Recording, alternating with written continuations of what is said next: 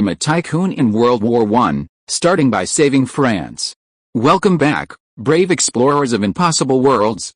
We are excited to have you here to continue this odyssey together. Before we continue, everything you'll hear is pure fiction. So please don't try to replicate combat techniques at home. This wonderful story in all its rights belong to its brilliant original author. We are only the messengers of entertainment. Want another dose of adventure? Subscribe to our YouTube channel so you don't miss a single chapter. And if you can't wait, our Patreon has exclusive surprises you'll love. Chapter 351 Brigadier General. That afternoon, Charles was summoned to the City Defense Command headquarters by phone.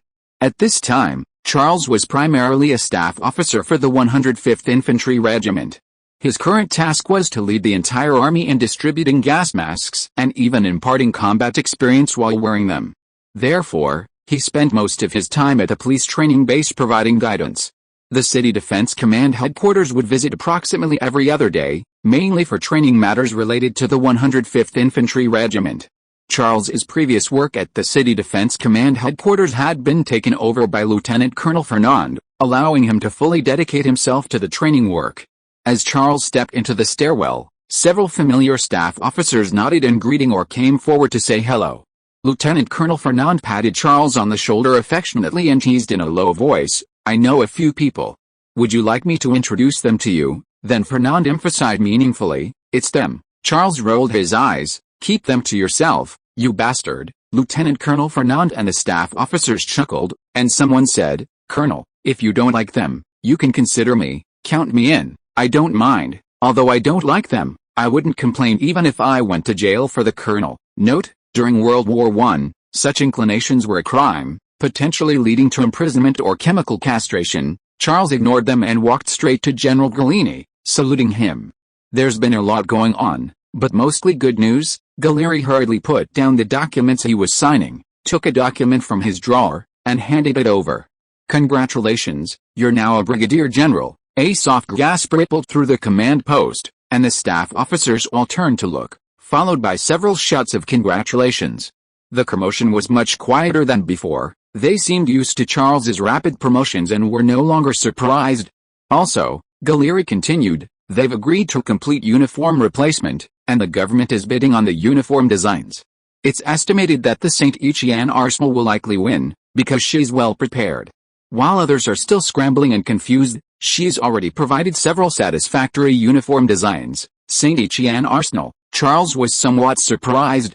Then Charles understood. Steed had learned the insider information from Charles and had judged early on that the uniform replacement was inevitable, which was why he had acted ahead of everyone else. Steed, after all, was a shrewd old fox. He knew that military uniforms, while seemingly less profitable than arms, were in extremely high demand. Each soldier needed summer, autumn, and winter uniforms, making it a long-term business. The St. Etienne arsenal's early entry into this market provided reassurance, ensuring a stable income for a considerable period. "The third thing," Gallieni said, unfolding a map in front of Charles, showing the Dardanelles Strait. "The battle in the Dardanelles isn't going well." Gallieni pointed to the map. "Although we've captured the Gallipoli Peninsula, the enemy has heavily fortified the junction between the peninsula and the mainland. They've relied on layers of trenches for defense, making it difficult for the Allied forces to advance." This was within Charles's expectations. The junction between the peninsula and the mainland was only 3 kilometers wide at its narrowest point, along a narrow passage. The Ottoman army could freely deploy troops and firepower to block this passage from the exit, digging layer upon layer of trenches, laying layers of barbed wire, and deploying artillery everywhere. How could the Allied forces possibly break through? On the other hand, Gallieni pointed to the Dardanelles. "Our fleet still can't get through. The Ottomans, with German help, have built an arsenal specifically for producing mines. At the same time, they've scuttled 3 transport ships loaded with stones in the channel. The fleet is at a loss." "Good idea," Charles thought to himself. "Sinking ships is much simpler and faster than clearing the channel. Especially since the Allies would have to clear it under the threat of mines and artillery fire, it might become increasingly congested as more ships sink." "What are your thoughts on this?" Gallieni asked Charles. Charles answered decisively, "I have no thoughts, General. Victory in the Dardanelles was only possible with a swift victory. The fact that the British fleet delayed its full-scale attack for a month already sealed its fate. This was a strategic failure. Charles's tactical local victories couldn't reverse the situation. The Ottoman Empire and the Germans had plenty of ways to block this narrow strait. Gallieni seemed unwilling to give up. "This is important, Brigadier General. If we win there, this war could very well end." "I know, General," Charles replied, "but that applies to Ypres as well, and to Philippeville, Verdun, and so on." Gallieni suddenly understood. This wasn't a question of where to open a front, but a question of trench warfare. If the trench warfare problem wasn't solved, either side could dig trenches, lay barbed wire, and set up machine guns to stop the enemy from moving. Therefore, even extending the front to the Ottoman Empire wouldn't be an exception. It was another kind of heading to the sea. "All right," Gallieni said with a hint of helplessness, "then let's see who can hold out the longest." Charles sighed inwardly. The answer was self-evident. The Allies, as the attacking side, had a long supply line, and a protracted war was clearly disadvantageous to them. Charles changed into his new uniform in the City Defense Command's dormitory before taking a car back to the police base. Unexpectedly, Tigeny had received the news early that morning. As soon as Charles entered the office building, the previously quiet room erupted in cheers, and flowers rained down from above. Tigeny, along with a group of officers and soldiers, loudly congratulated Charles. "How does it feel?" Tigeny asked. "Better than last time," Charles replied. "At least I didn't draw my gun." Their answers were clearly not on the same wavelength. No, Tigeny nodded at Charles's new uniform. "I meant the feeling of being promoted to Brigadier General." Charles glanced at Tigeny's Major General rank and retorted, "Are you being sarcastic?" Tigeny smiled. "My Major General rank is undeserved. Your Brigadier General rank is well-deserved. It's different. If it were me, I would definitely be proud of it." It would be a lie to say he felt nothing. After all, this was entering the ranks of generals, a high-ranking officer. It could be considered a form of recognition. However, Charles understood that it was merely a symbol. In his open and covert struggles with capitalists, the core issue has always been interests. It would be a grave mistake to be misled by military rank into thinking that having it will bring any great benefits. Chapter 352 Shooting Pigeons. May Day, also known as Lily of the Valley Day in France, is a day when people exchange lilies of the valley with family and friends as a symbol of good luck. Note, the French tradition of giving lilies of the valley on May Day began in 1561 when King Charles IX of France received a lily of the valley as a symbol of good fortune, and this tradition spread throughout France. For soldiers during the war, holidays were a pipe dream. During the war, all holidays were irrelevant to soldiers. Instead of rest, they faced even more intense and brutal combat missions. This was a consequence of the Christmas truce. Afterwards, both sides' high command feared a repeat of this scenario during holidays, and therefore deliberately carried out heavy bombardments or attacks to keep soldiers in the fight and to incite mutual hatred. The 105th Infantry Regiment, being stationed in Paris, escaped this fate. Although they also received no holidays, they received countless lilies of the valley. They came in various colors, white, purple, blue, and more, and the training base was adorned with little bells, the air filled with a delicate fragrance. Charles received an especially staggering amount of lilies of the valley. While others received them one or two at a time, Charles had to transport them by the truckload. The reason was that the communications and service personnel were simply overwhelmed. They had to call Laurent out in his car, shouting, "Gentlemen, please put the lilies of the valley for the Brigadier General in the car, we will deliver them to him." Then, one truckload wasn't enough, so another, and another. Adrian initially planned to move the flowers to the living room, but quickly realized that would make the living room impossible to move around in. Ultimately, he could only arrange them on both sides of the walkway in front of the office building. Charles looked at the flowers with a sense of helplessness. Many congratulatory notes were also attached to them. Reading each one would probably take a whole day. Compared to this, Charles preferred dealing with telegrams or checking supply lists. However, that morning, Charles didn't stay in his office as usual. He strolled towards the training ground with his guards.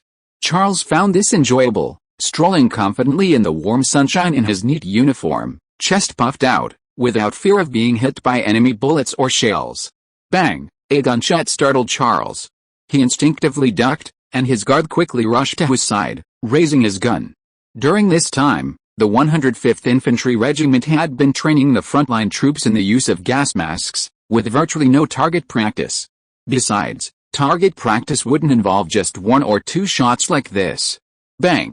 Bang! Gunshots rang out again, accompanied by cheers and applause from the soldiers. Charles knew then that the soldiers were probably having some kind of shooting competition. Sure enough, Adrian went to check the situation and excitedly ran back, shouting, "General, they're shooting pigeons." The contestants are the instructor and Billy Shin, shooting pigeons. Charles was puzzled. However, his interest quickly shifted to their opponents. The instructor Adrian mentioned was Dominic, whose marksmanship was comparable to Billy Shin's, and Charles was eager to know who was better. Leading his guards forward, they found the open shooting range already crowded with people. Dominic and Billy stood at opposite ends, rifles raised, silently aiming at the empty space above the range. Suddenly, 2 pigeons were released, fluttering their wings as they tried to take flight. Bang! Bang! 2 shots rang out almost simultaneously, and the 2 pigeons fell dead. The soldiers erupted in cheers again. Some clenched their fists and shouted encouragement, while others waved their fists defiantly at the opposing side like gamblers. Later, Charles learned that this was not an ordinary competition, but a gambling game. In those days, this kind of pigeon shooting was popular in both rural and urban areas of Europe and America, much like horse racing, where people bet their money on the shooter they believed would win. The actual photos may not be available due to privacy concerns. Pigeon shooting was originally an Olympic shooting event, using live pigeons in earlier editions, later replaced by frisbee. Bang! Bang! Bang! Gunshots rang out, and in the end, Dominic narrowly lost to Billy with 8 pigeons, losing to Billy with 9. Both were exceptionally skilled, hitting 8 or 9 out of 10 targets with rifles at a distance of over 200 meters, a feat only a sharpshooter could achieve. As the crowd dispersed, Dominic shook hands with Billy Shin, then slumped back down onto a chair on the side of the range, clutching his rifle, staring blankly at the targets. "What's wrong?" Charles sat down next to Dominic. Dominic turned and saw Charles. He sighed and shook his head. "I could have done better, but, I know." Charles nodded.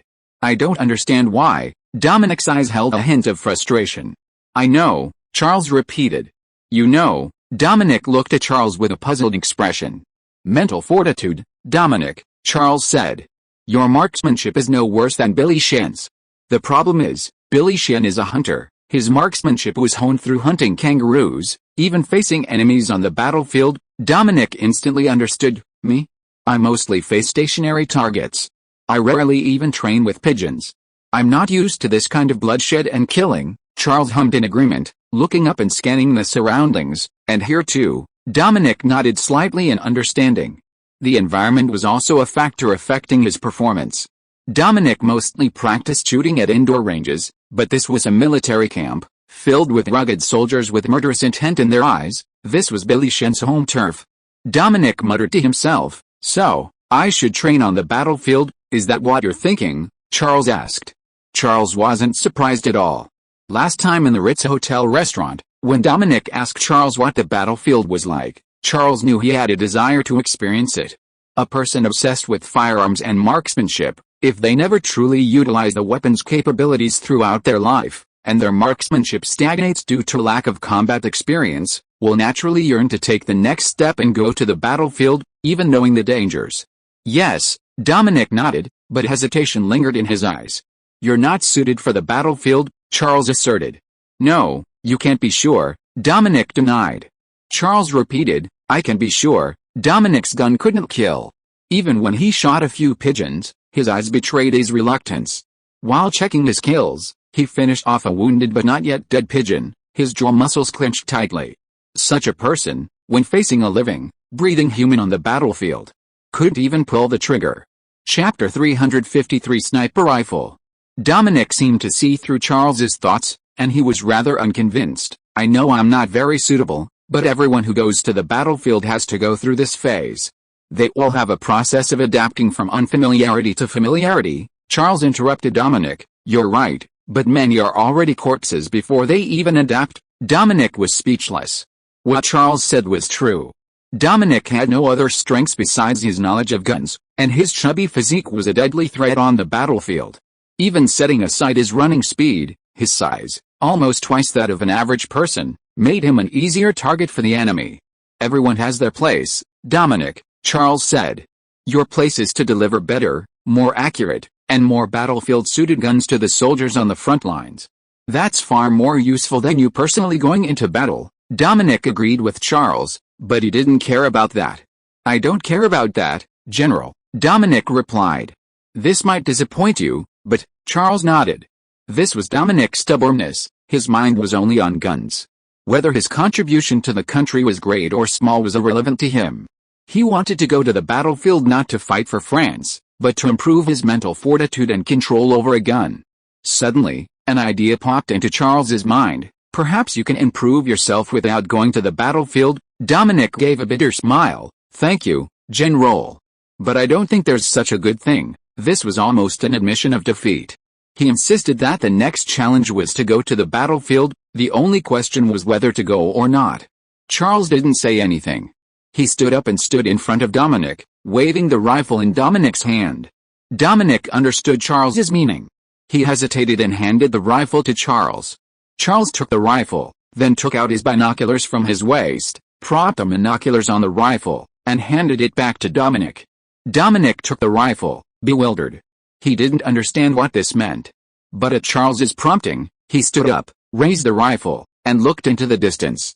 Then he abruptly turned to Charles, exclaiming, "God, you mean combining the binoculars and the rifle?" "Why not?" Charles said. "That would allow you to see distant targets clearly, instantly improving your marksmanship several levels." Dominic was overjoyed. He tried it again and excitedly said, "Amazing idea, General. It's even easy to implement. All you need is a monocular." "We should add a slide rail to the rifle," Charles said. Slide rail? Dominic was puzzled. However, he quickly understood and nodded repeatedly. Yes, adding a sliding rail makes it detachable. It's sometimes needed and sometimes not, like when charging at the enemy. Also, the sliding rail makes it easier to replace. Dominic thought it over, and his breathing became increasingly rapid. Fantastic, General. I can't wait to see it. I should start producing it now. He actually wanted to see how far he could shoot with this weapon. But Charles didn't let him go. Since they were on the topic, Charles thought it was time for the submachine gun to appear. "We should discuss another issue." Charles nodded in the direction of Billy Shen.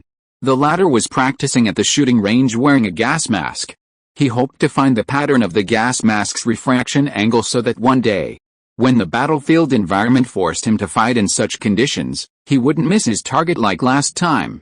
This was Billy Shen's strength. He was very purposeful and targeted, able to overcome the difficulties in front of him and adapt to new environments in the shortest amount of time. He knew that if he didn't do this, he might not come back alive from the next operation. "You mean, equip the sniper company with these rifles equipped with binoculars?" Dominic guessed. "Yes," Charles replied, "that way they can hit targets at greater distances with higher accuracy." Dominic hummed in agreement, a hint of confusion on his face. "You only want to equip it with elite troops? I thought you were planning to modify all rifles like this." "No, Dominic," Charles smiled and shook his head. "Ordinary soldiers don't need this. Their combat environment and skill level mean it won't be of much use." It wasn't a matter of cost. Rather, on the front lines, ordinary soldiers were more concerned with the rate of fire. They needed to fire as many bullets as possible to hold off the onrushing waves. Adding scopes to emphasize accuracy wouldn't make much sense, unless human wave tactics completely disappeared. "No problem, General," Dominic nodded. "I'll have these rifles produced soon, not long." He wanted to take his leave again, eager to get the new rifle into production. "That's not what I wanted to say," Charles interrupted him again. "We need another kind of gun, one that can provide cover for the rifle, a gun for the observer, Dominic, as an instructor at the police training base, and one who was interested in guns, naturally knew about the two-man coordination team in the sniper company." "I heard about it," Dominic replied. "Billy Shen told me that the observer needs a gun. He thinks it should have a short arrow, but a higher rate of fire to provide cover for the shooter when the enemy launches a mass charge." Charles was somewhat surprised. He hadn't told Billy Shen this. It was Billy Shen's own analysis, and it was accurate. In this respect, Billy Shen was indeed a remarkable talent. Then Dominic said helplessly, "But unfortunately, we don't have that kind of gun. I consider the St. Etienne 2 light machine gun, but after trying it, we all agreed that it was too long and required an assistant gunner, which was obviously not suitable for an observer." Have you considered pistol ammunition? Charles asked calmly. Pistol rounds. Dominic looked at Charles, then immediately realized, you mean developing a high rate of fire gun, a new gun, using pistol rounds? Yes, Charles nodded. Pistol rounds have less propellant and less recoil.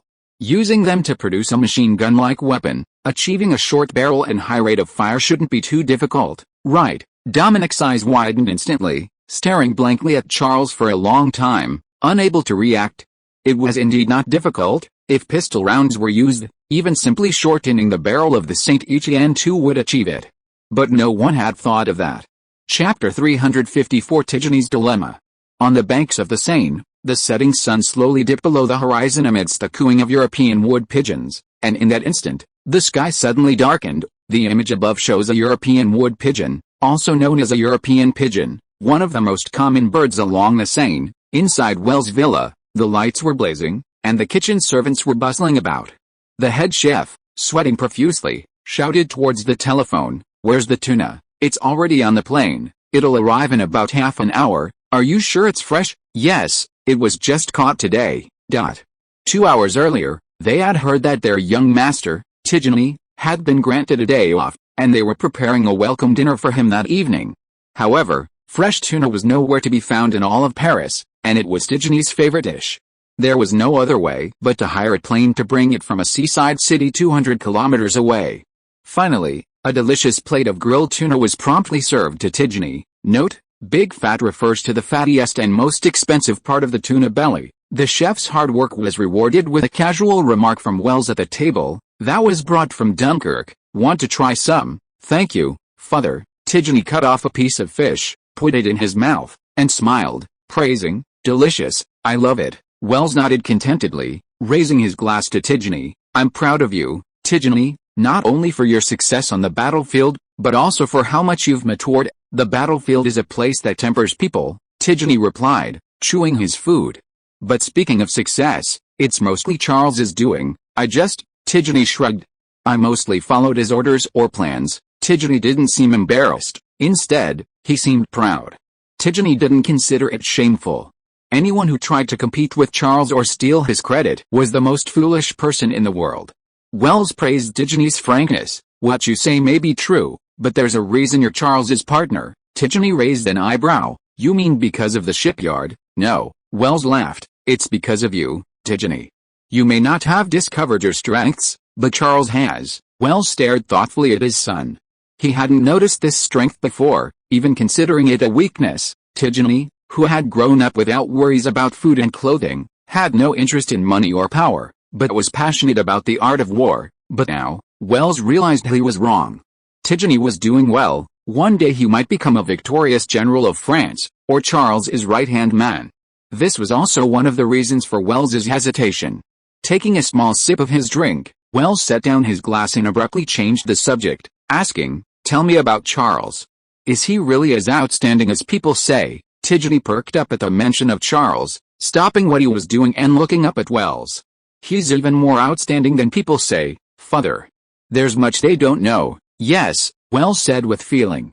"Behind every success lies untold danger. People often only see the surface, ignoring the process of achieving it, which is the most difficult part." Tigony nodded. "That's true, but Charles always manages to escape unscathed." "I'm so glad we're on his side." Wells' expression faltered. He remained silent for a moment before replying, "Yes, you're right." However, Tigony knew his father well, and he immediately sensed something was wrong. His face gradually turned to disappointment, and his tone turned cold. "You don't intend to side with Charles, do you?" "No." Wells shook his head in denial.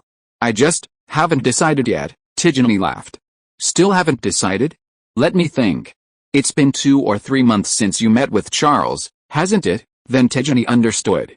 He asked Wells coldly, "Is it not decided, or don't want to decide?" "If it's don't want to decide, then it's not a matter of time. No matter how long you consider, it's still not decided." Wells didn't deny it. He simply replied calmly, "You'll understand later." "If you were in my position, I don't understand." Tigony stood up, his voice agitated. "Charles is the future, father. He's everything. Can't you see that?" Wells shook his head helplessly. "But if we decide, we might have no future, Tigony. I also want to fully support Charles, Then do it, but I can't, because of interests, isn't that right? You only see interests, and those in front of you. Do you know what short-sightedness is? I see it. After saying that, Tidjany pulled off his napkin, slammed it on the table, and stormed out of the house, leaving Wells sitting quietly in his chair, staring blankly at the delicious food on the table. The relationship between father and son was always irreconcilable, always fraught with problems. At the police training base, Charles sat idly at his desk in the 105th Infantry Regiment's command post, looking at the instructions for using gas masks. After personally experiencing a series of problems with gas masks, the 105th Infantry Regiment had summarized a set of precautions. Before use, check the gas mask for damage, ensuring there are no cracks or tears. Then check its seal. Also, wear it correctly and ensure the filter canister is new. These seem simple, but behind each one lies a lesson learned in blood. During the Ypres counteroffensive, over 200 soldiers of the 105th Infantry Regiment were killed by gas, at least half of them due to these non-existent causes. But easier said than done, on a battlefield with scarce supplies, sometimes even knowing a gas mask is damaged, there's no way to replace it. They are forced to choose between wearing it or not. Just then, Tidjany returned. He forced a smile when he saw Charles and explained, "I couldn't leave the troops, so I came back." "Is that so?" Charles countered. This excuse was too weak. If he really couldn't let go of the troops, he wouldn't need to ask for a day off. Tidjany didn't answer, sullenly sitting back at his desk. After a moment of silence, he took something out of his drawer and pretended to be busy. He didn't know how to handle this situation. On one side was his father, and on the other was Charles. Taking either side seemed wrong. "Let me guess," Charles said, surprising everyone. "You had a fight with your father because of me." Tidjany looked up sharply at Charles. "You? How did you know?" "I also know your father abstained from voting, General," Charles said. "Remember the proposal about changing uniforms?" Tidjany was taken aback, then nodded. "Yes, of course you know." Chapter 355 A Coincidence. After listening to Tidjany's story, Charles calmly replied, "Your father is right. You should try to see things from his perspective." Tidjany looked at Charles in disbelief. "He's right? You actually took his side? This is unbelievable. What am I doing? A clown pleasing neither side?" Charles analyzed. "You should have heard about the recent surge in steel prices." "I know," Tidjany interrupted Charles. "Shipyards need steel, and fluctuations in steel prices affect shipyard profits."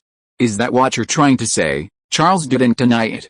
"That's never been the focus of our argument," Tidjany explained. "His vision shouldn't be so short-sighted. He can't see the future for short-term gains. He doesn't lack that little bit of money." "You think this is about money?" Charles looked at Tidjany with interest, realizing that this young master seemed to lack understanding of the underlying logic of business. What else could it be? Tidjany became increasingly agitated. The shipyard can even pass these costs on to the military. Steel is more expensive, so the warships they build will naturally be more expensive. What has he lost? Nothing, survival, General, Charles replied calmly. At this rate, it won't be long before the Brest shipyard ceases to exist. All you and your father will have left is money. What? Tidjany still didn't understand. Besides, with money, what can you do? Just answer one question, Charles said.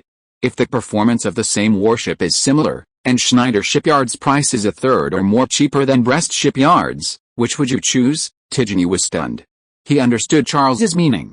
The military would naturally choose Schneider, and then the Brest Shipyard would become unnecessary, because its ships would always be more expensive than others, for the same quality and performance.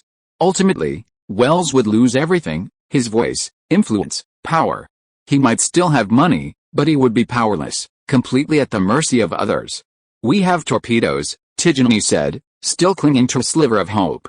We've successfully improved the torpedoes according to your method. They're already being tested, and we've confirmed that the range has increased 2 or 3 times, reaching 3 kilometers, Tidjany added. We also have landing craft and amphibious assault ships. We own the industrial property rights to them and maintain a technological lead. It's useless, General, Charles cautioned. They all require steel, and special steel at that. Moreover, even if the military is willing to continue cooperating with the Brest shipyard, the shipyard may be limited to these areas. The Brest shipyard has been building warships for France for centuries, dating back to 1624 during the reign of Louis XIV. Now, however, it might end its shipbuilding history by supporting Charles and switch to producing landing craft, landing ships, or torpedoes. This means it's being kicked out of the warship arena. Charles concluded, "They hold the lifeline of the Brest shipyard in their hands, General. I can give the shipyard a future, but they can decide its life or death. If it were you, which would you choose?" Tigny remained silent. Without survival, there is no future, and the future holds no meaning. But even without a future, survival offers at least a glimmer of hope. Therefore, Wells was torn between the two, preferring survival to a future in a critical moment. One day, Charles said, "If you inherit the Brest shipyard, you will do the same, because you have no other choice. You mean we'll become enemies?" Tigny shook his head with a smile. "I'd rather end it." "You don't understand, General," Charles said. "Only by doing this can you help me." Tigny was initially stunned, but after a moment's thought, he understood. Closing the Brest shipyard meant losing all influence and becoming an outsider, powerless to do anything for Charles, and even needing Charles's protection. This was the cruelty of power struggles. It was more about being unable to control one's own destiny than the carefree Tigny imagined. Gradually, Tigny began to understand Wells.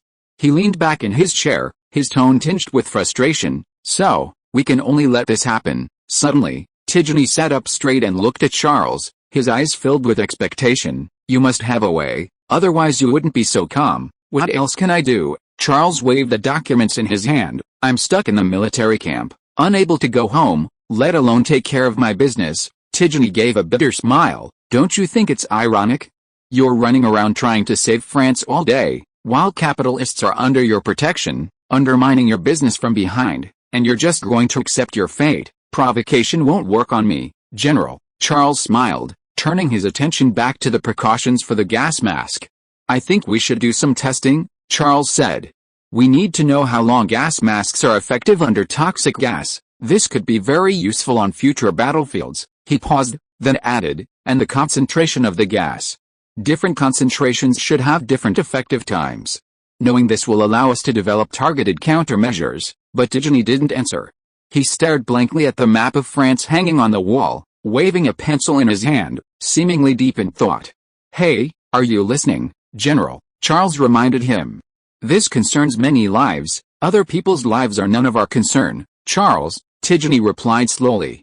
"You've saved enough, it's time to think about yourself." Then he added, "If you don't want to, let me think about it." "All right," Charles asked. "What came to mind?" "Steel," Tigny answered. "You said it's the lifeblood of shipyards." "Yes, so, if we solve the steel problem, won't we have the lifeblood in our own hands?" "The point is how you solve the steel problem," Charles countered. "Buy a steel mill? From the Schneider or the Wendell family, no one at that time would be foolish enough to sell a steel mill. If they did, it would be an unrealistically exorbitant price, and importantly, it would need iron ore." Tigny drew a small circle on the map of the German-controlled area with his pencil. "You seem to have forgotten something, Mr. Charles. 68% of France's steel industry is concentrated in the northeast, and it's now in German hands." Charles smiled slightly. Tigny had progressed, their thoughts coincided. Chapter 356 The Right Time. Since its initial contact with Wells, owning its own steel mill has been a major concern for Charles. While Charles has access to the U.S. military through its supply chain, allowing it to purchase specialized steel at discounted rates, this only applies to tank production, not to Wells shipyards and freeing them from their constraints. This is because tanks require significantly less steel than warships, and even with transportation and tariffs, the cost of imported specialized steel from the U.S. remains manageable. More importantly, tanks have higher technological barriers and are protected by patents. For example, the Charles A1 is unique, no other tank can currently surpass it, and the French military has no choice but to purchase it.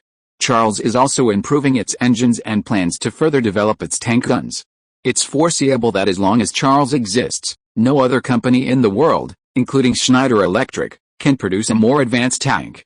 Charles effectively monopolizes the market, perfectly passing on steel costs to the military, and even allowing them to inflate prices.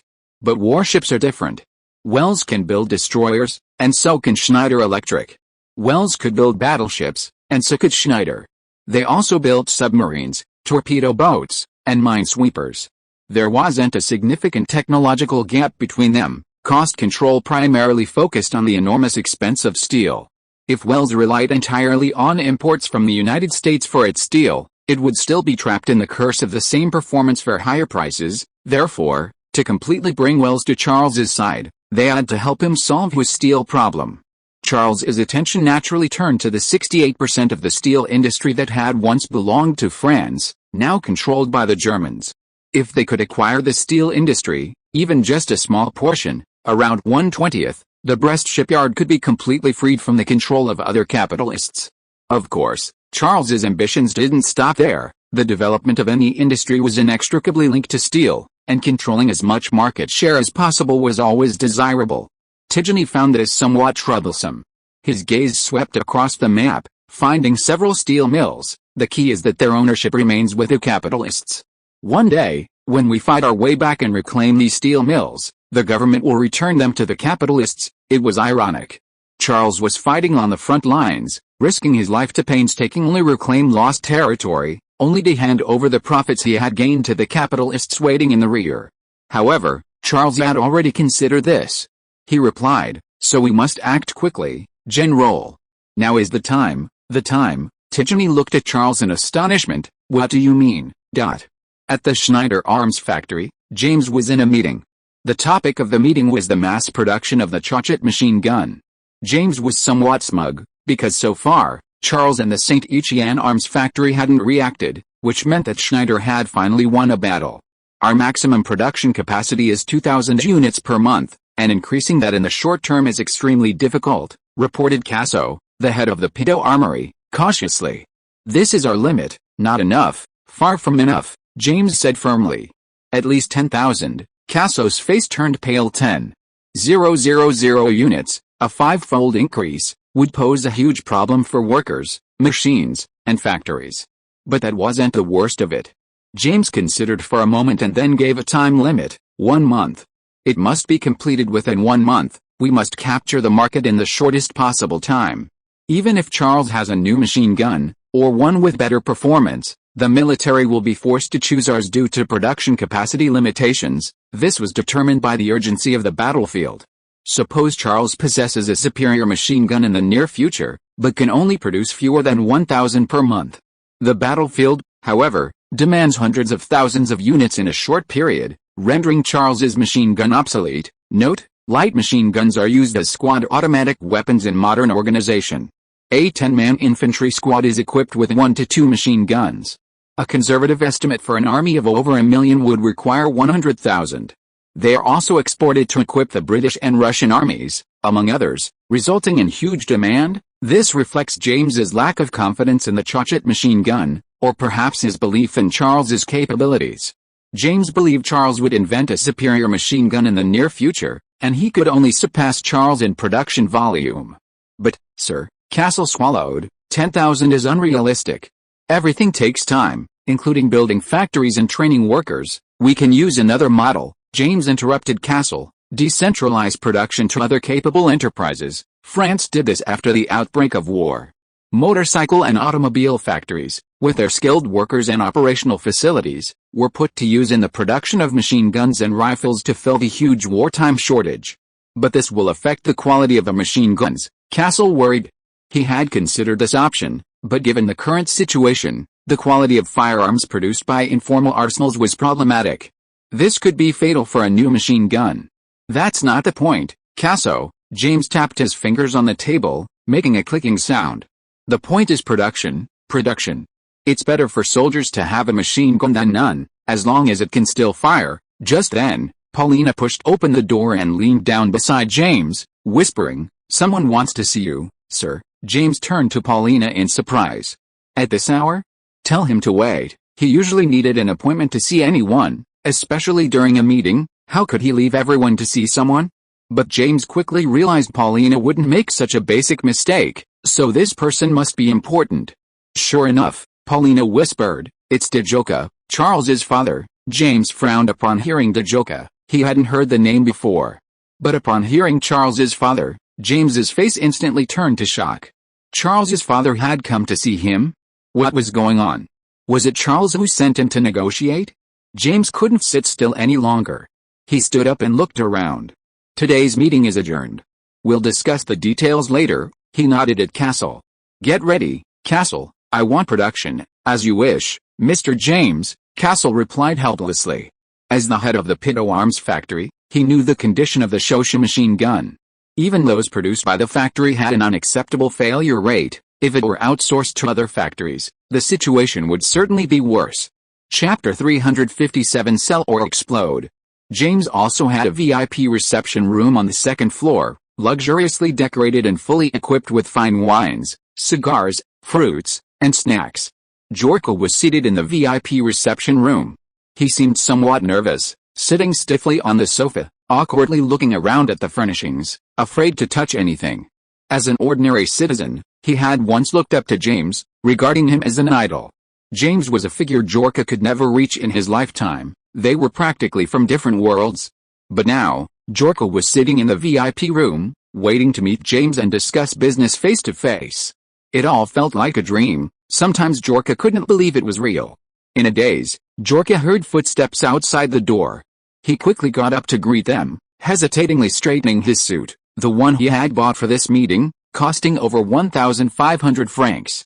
With a crisp sound of the door opening, James strode in, a smile on his face as he proactively shook hands. Hello, Mr. Joka, it's an honor to meet you here. Hello, Mr. James, Joka responded nervously, a hint of apology in his eyes. I hope my visit won't bother you. No, of course not. James gestured for Joka to sit on the sofa, jokingly saying, you've come at the perfect time. I was just wondering how to end that boring meeting. As he spoke, James gestured towards the bar on the right, asking, coffee?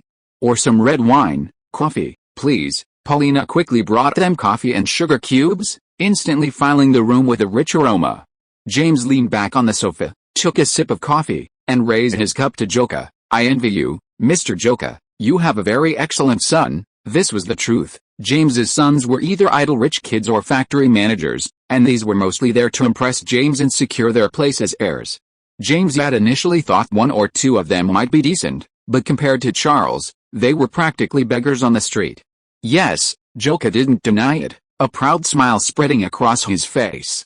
He is indeed very good, far beyond my expectations. Then, as if remembering something, he explained his purpose. I've come for your 3 steel mills in the Northeast, Mr. James. Steel mills in the Northeast. James looked at Joka with interest. But they are under German control. I know, Joka replied. I hope to buy them. What price do you think would be suitable? James smiled and shook his head. If that's what you've come for, then I'm sorry, I may have to disappoint you. They are not for sale. James knew what Charles was thinking. Buy the steel mills at a low price while they were still in German hands, and then acquire them when the French army recaptured the lost territories. There was no such thing as a free lunch. James wasn't short of money, he'd rather let those steel mills rot in his hands. But Joka's tone was firm. No, you will sell. I hope you will seriously consider it. James's face darkened, a hint of displeasure in his eyes. No one could threaten him, not even Charles. But James said nothing. Joka must have his reasons, or rather, Charles had his reasons. What were those reasons? No, James considered for a moment, then finally shook his head. You can reply to Charles like this: I believe he can lead the Allied forces to victory and help me reclaim these steel mills. I have great confidence in him. Me too, Mr. James. Joka stood up, shook hands with James, and took his leave, feeling much more relaxed. Joka realized that James was nothing special. He was always a step behind Charles. If he were to idolize James, he would rather idolize Charles, even though he was his son. Watching Joka's departing figure, James couldn't shake off his doubts. What could Charles possibly do with those factories? What way could he possibly force him to sell them? No, impossible. Selling the steel mills would remove all the constraints on Charles, including the pressure on Wells. Therefore, he wouldn't sell under any circumstances, unless he were crazy. However, Schneider still failed to consider one possibility. At the Paris garrison headquarters, Charles submitted an operational plan to Gallieri. What's this? Gallieri opened it and flipped through it casually. It's the bombing plan for the next month, Charles replied. We already have over 100 bombers, and the number is constantly increasing. I don't think they should just be used to bomb enemy airfields. The Germans are already prepared, Gallieri grunted. They've densely deployed various artillery pieces and machine guns around the airfields, while simultaneously working to increase the speed of their aircraft so they can catch up with our bombers. Therefore, I intend to shift the target to the steel mills, Charles said confidently. Steel mills? Gallieni paused, then nodded slightly. That makes sense. The steel mills are producing steel for the Germans, and then they'll be turned into rifles, machine guns, bullets, and tanks to fire at us. Yes, Charles nodded toward the document. The beginning contains detailed information on several steel mills. With them, the Germans don't even need to transport supplies from their own country. They've utilized the steel mills and opened several arsenals in the northeast, which has met most of their needs on the Western Front. This was true. The intelligence came from the White Lady. If the French government didn't believe it, they could have sent spies from the Second Bureau to investigate, and they would have gotten the same result. Gallieni flipped to the beginning, glanced at it, and nodded slightly. The plan is fine, but the steel workers, most of them are French. How can you avoid casualties among them? Also, although these steel workers are under German control, they are still capitalist property. Doing this might cause some trouble. Charles had already thought of a solution. He answered calmly, we can drop leaflets before the bombing to let the workers take cover. That's all we can do. After all, this is war. Gallieni sighed softly but still nodded in agreement with Charles's statement. If they didn't bomb because they were worried about friendly fire, the Germans could simply capture a few Frenchmen and send them to the battlefield. If they had too many concerns and were fighting with their hands tied, it would be better to surrender directly. As for the capitalists, Charles added, if the lives of French workers can be sacrificed, what do their property matter? Gallieni instantly understood. If the capitalists dared to resist, they would have to face the wrath of the French people. If you are listening to this novel on a channel other than Fanfic World, it means it was downloaded and re-uploaded without effort. We warmly invite you to visit our channel, Fanfic World.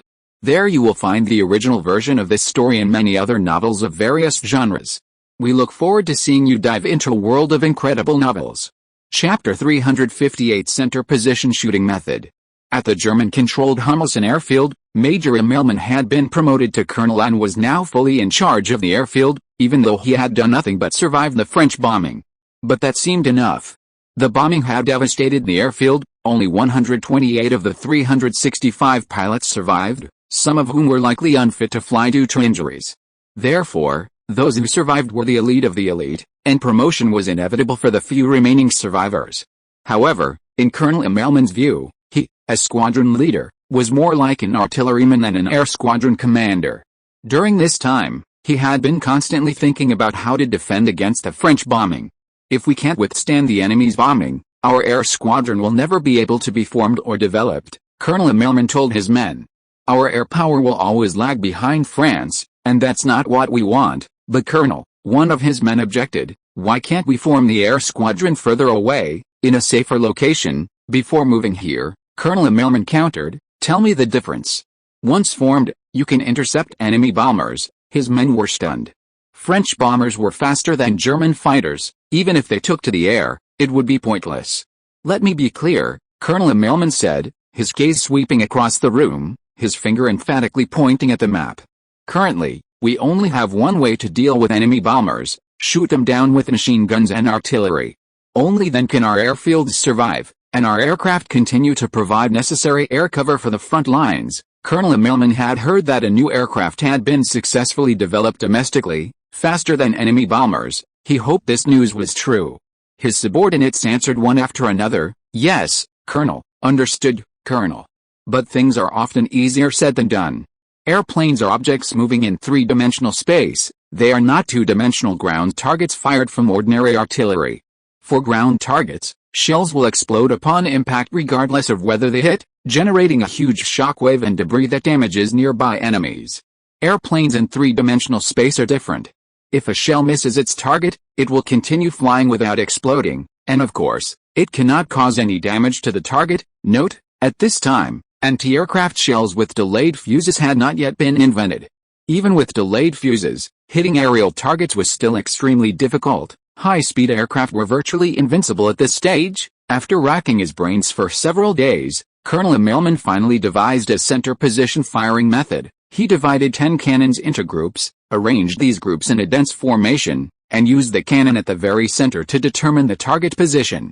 After setting the firing parameters, all the cannons fired simultaneously. Note: center fire method was an actual anti-aircraft tactic used during World War I. At that time, aircraft were developing rapidly while anti-aircraft firepower was extremely outdated.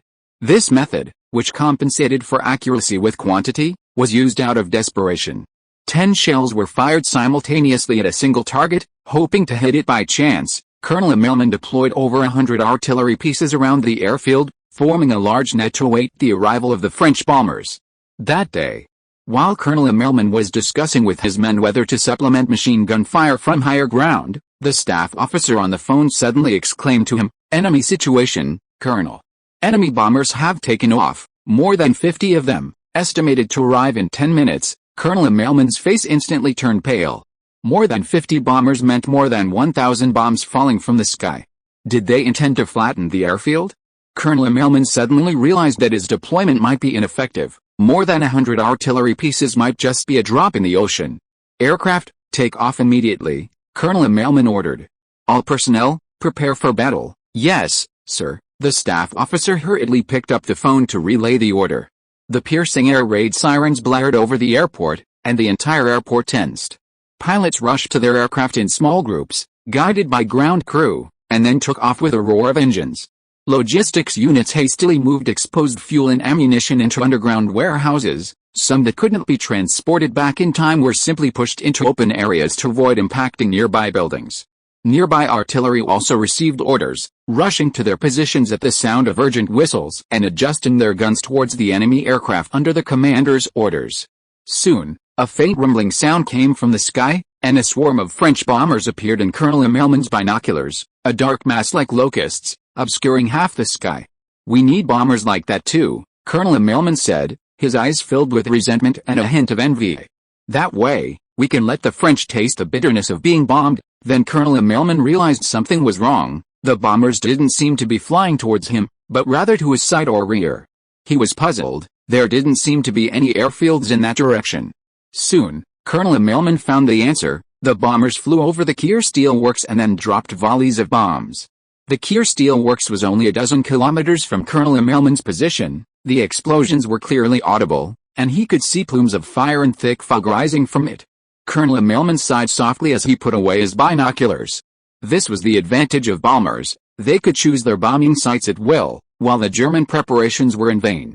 Charles deployed a total of 112 bombers, each group of 56 bombers targeting a steelworks.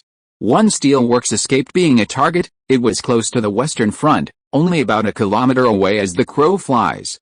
This steelworks, called Camond, was clearly easier for the French army to recapture. The two steel mills that became targets were not so lucky. The German-controlled steel mills were completely unprepared for air defense. Large quantities of coal, intended as fuel, were haphazardly piled around the factory buildings. The bombing unsurprisingly ignited them, causing fires. Coal is durable and difficult to extinguish, and the fires burned for days and nights, ultimately reducing the steel mills to piles of scrap metal. Schneider Arms Factory. Pauline was stunned after receiving the call. After a moment, she turned to James at his desk, her voice filled with panic. "Sir, French bombers have just bombed our two steel mills. They're now ruins." James was approving the expansion plan for the Chauchat machine gun when he heard this. And his pen suddenly stopped. At that moment, he understood why Charles thought he would sell the steel mills. Chapter 359 The Power of Life and Death. Less than half an hour after the bombing, Joka appeared again in Schneider's VIP room. "Mr. James," Joka asked, "have you made up your mind about selling the steel mill?" James, expressionless, retorted, "Do I have any other choice?" Joka smiled and gently shook his head. If he didn't sell, it would be bombed. All that would be left was a pile of scrap metal. Selling it would bring in a sum of money. Therefore, for James, there was no choice between selling and not selling, only whether or not to sell for cash. James asked, "How much are you planning to pay for it?" 10 million francs. Joka offered a price. "The Camond steel mill is worth at least 30 million francs, James protested. The key point was that it was in high demand but not readily available. It wasn't just a cash cow, but also a source of power. Joka calmly replied, "I believe no one else will offer this price besides me." James gritted his teeth. Of course, no one else would offer that price. Everyone knew that buying it would immediately lead to its bombing, unless it was sold to Charles. A very good idea, Mr. Joka. James nodded slightly. I admire Charles more and more. This has nothing to do with Charles, Mr. James, Joka replied. This is business between you and me, James laughed. Indeed, it had nothing to do with Charles. Joka managed the business, while Charles was busy saving France. The two had no necessary connection, although everyone knew the truth. What if I'd rather lose 10 million francs? James took out a cigar from his pocket and lit it, not offering one to Joka. A hint of tension filled the air. This might be a good choice, James thought. He didn't need 10 million francs, although it wasn't a small sum. But if it could delay Charles's development, it would be worth it. However, Joka shrugged indifferently. You can choose that, Mr. James. But I believe Mr. Wendell wouldn't think so. James's cigar, which he was about to put in his mouth, stopped mid-air. For Schneider, not selling would only result in a loss of 10 million francs. But the Winter family owned over a dozen steel mills of varying sizes there, and even a low price of 10 million francs would still be worth hundreds of millions of francs. Would Winter really throw that money away? Moreover, since Winter wasn't involved in the military industry, the competition with Charles wasn't that fierce. For Winter, who controlled the military industry, wasn't important. As long as they bought his steel, that was enough. Schneider suddenly realized he was a pawn in Charles's hands. Charles was using him as a warning to Winter. What Charles truly wanted were the steel mills in Winter's possession. Therefore, even if James insisted on not selling, he couldn't achieve his goal of delaying Charles's development. Joka's gaze towards James seemed to indicate this as well, as if to say, 10 million francs are placed in front of you, will you take it or not? After considering for a while, James finally sighed dejectedly. You win, Mr. Joka. At the riverside villa, Wells, as usual, pondered his problems in the river breeze, rocking chair, and sunshine. The torpedo development was progressing smoothly, with initial tests showing a maximum range of 4 kilometers. However, the last 200 meters were barely completed due to inertia after fuel depletion. This was already a significant leap forward. And Wells believed that Charles would provide even better solutions to further extend the range. Meanwhile, the development of wire-guided torpedoes was also initially successful. They had already fitted 3mm wires to the 4-kilometer range torpedo. Initially means that with the wires, the torpedo could only travel at low speeds, otherwise the wires would break. The next step was to try further reducing the wire diameter and increasing its toughness. These were only a matter of time. Note, modern wire-guided torpedoes typically have wire diameters less than 1.2 mm, with a maximum range of 46 kilometers. However, Wells was far from happy. Would Charles still support him if things continued this way? What would happen if Charles chose to completely abandon Wells and his shipyard? The industrial property rights to wire-guided torpedoes, landing craft, and depth charges used to destroy submarines all belonged to Charles. Losing all of this meant the shipyard would once again be plunged into darkness. This was agonizing for Wells. If he had remained in darkness, Wells wouldn't have been so tormented. But now that he had seen the light, sending him back to that dark, damp, lifeless corner was worse than death. Yet Wells had no choice. Because choosing Charles truly meant death. In a daze, Tidjany pushed open the door, carrying a bouquet of tulips, Wells's favorite. Tidjany went to the desk and changed the flowers for Wells. What? Wells asked without turning around. Another day off? Looks like you've been quite free lately. No, I just happened to be passing by, Tidjany replied. Wells snorted and turned his gaze to the window. He'd rather believe the river would flow backward than believe Tidjany would come to see him. Tidjany seemed unfazed by Wells's coldness. He seemed used to it.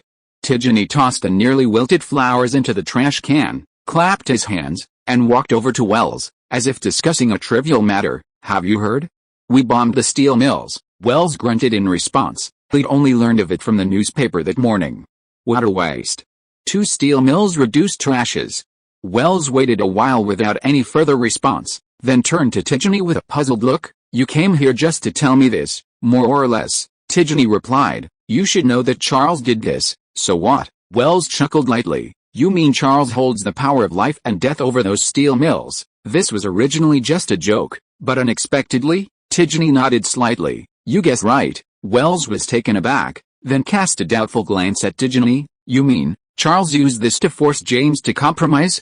Tijani stopped playing games with Wells and answered, "Charles recently bought the Amidst steel mill." "Oh no, the Jauka." Wells stared at Tijani in astonishment. This was good news, even though it was a steel mill located in German-controlled territory. But as long as the French army won, he could have both survival and future. Tijani smiled and continued, "There are also 2 steel mills in Wendell that are under negotiation. The reason why Djokovic does not intend to buy more is to avoid too much competition with Wendell." Chapter 360 Submachine Gun. Although the steel mills were only purchased and not yet fully acquired, the situation was gradually becoming clear. Charles's brilliance lay in not using his power and opportunity to buy up all of Wendell's 20-odd steel mills in northeast China at once, as this would have only escalated the conflict between Charles and Wendell. He reached a tacit understanding with Wendell. Charles would no longer bomb Wendell's steel mills, in exchange for 2 more mills and a steel cooperation agreement between Wendell and Charles. Thus, Wells's immediate crisis was resolved. If Schneider didn't sell steel, Wendell would. If Wendell refused to sell or maliciously inflated prices, Charles would bomb his steel mills in northeast China. As for the bombing plan, Charles could easily adjust the targets to include German armories, arsenals, railway stations, supply depots. A whole host of important targets awaited the bombers, not just the steel mills. In short, whether to bomb or not, or who to bomb, depended on where Charles's finger pointed on the map. At this time, Charles was trying on his military uniform. The new uniforms have been produced, made by Saint Etienne, sky blue uniforms with steel helmets. The equipment rule is to first equip the troops resting in the rear, rotating them to the front lines in batches, repeating this process until the entire army is uniformed. The 105th Infantry Regiment was among the first to be equipped, perhaps as a reward for their victory in the gas warfare. The image above shows French uniforms from World War I. Charles looked at himself in the mirror in his uniform. It was plain and unremarkable, clearly not as aesthetically pleasing as the old uniform. Furthermore, officers and soldiers wore identical uniforms. Without close inspection of the ranks, it was impossible to tell them apart. However, this was precisely what the battlefield required.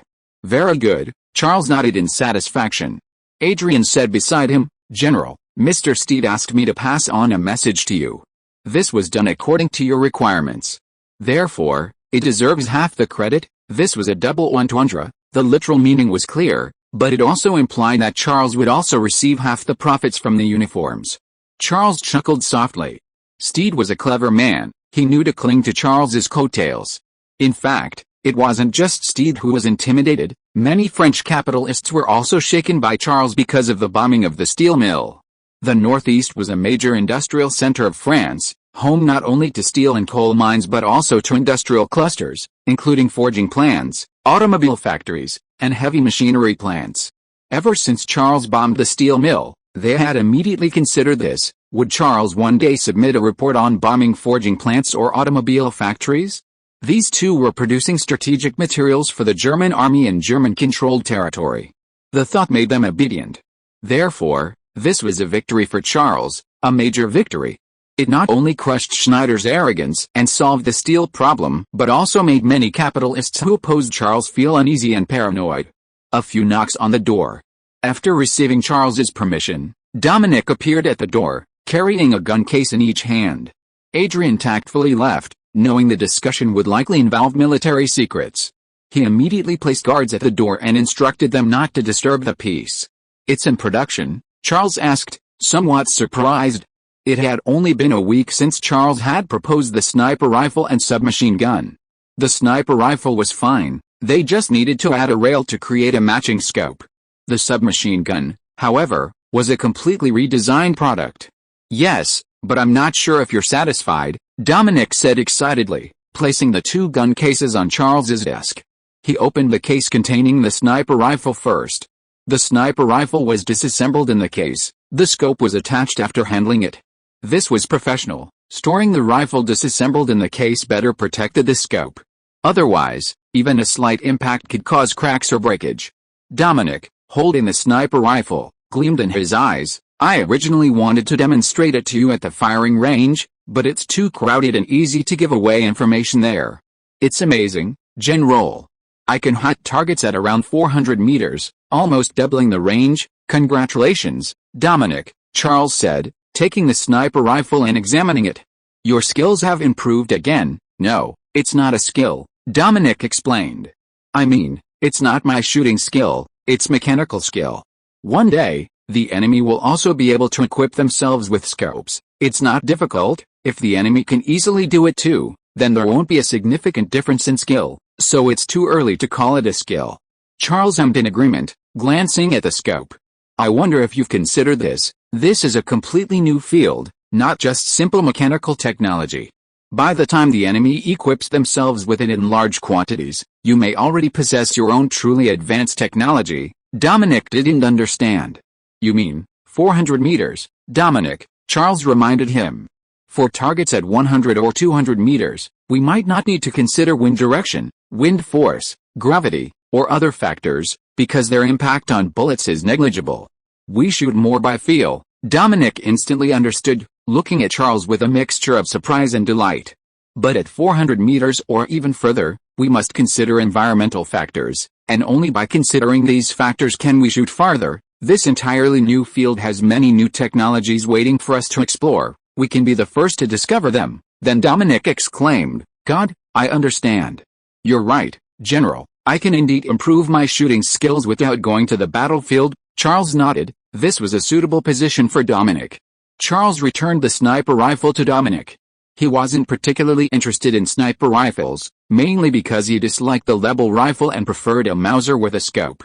However, this wasn't difficult to achieve. Dominic was somewhat surprised.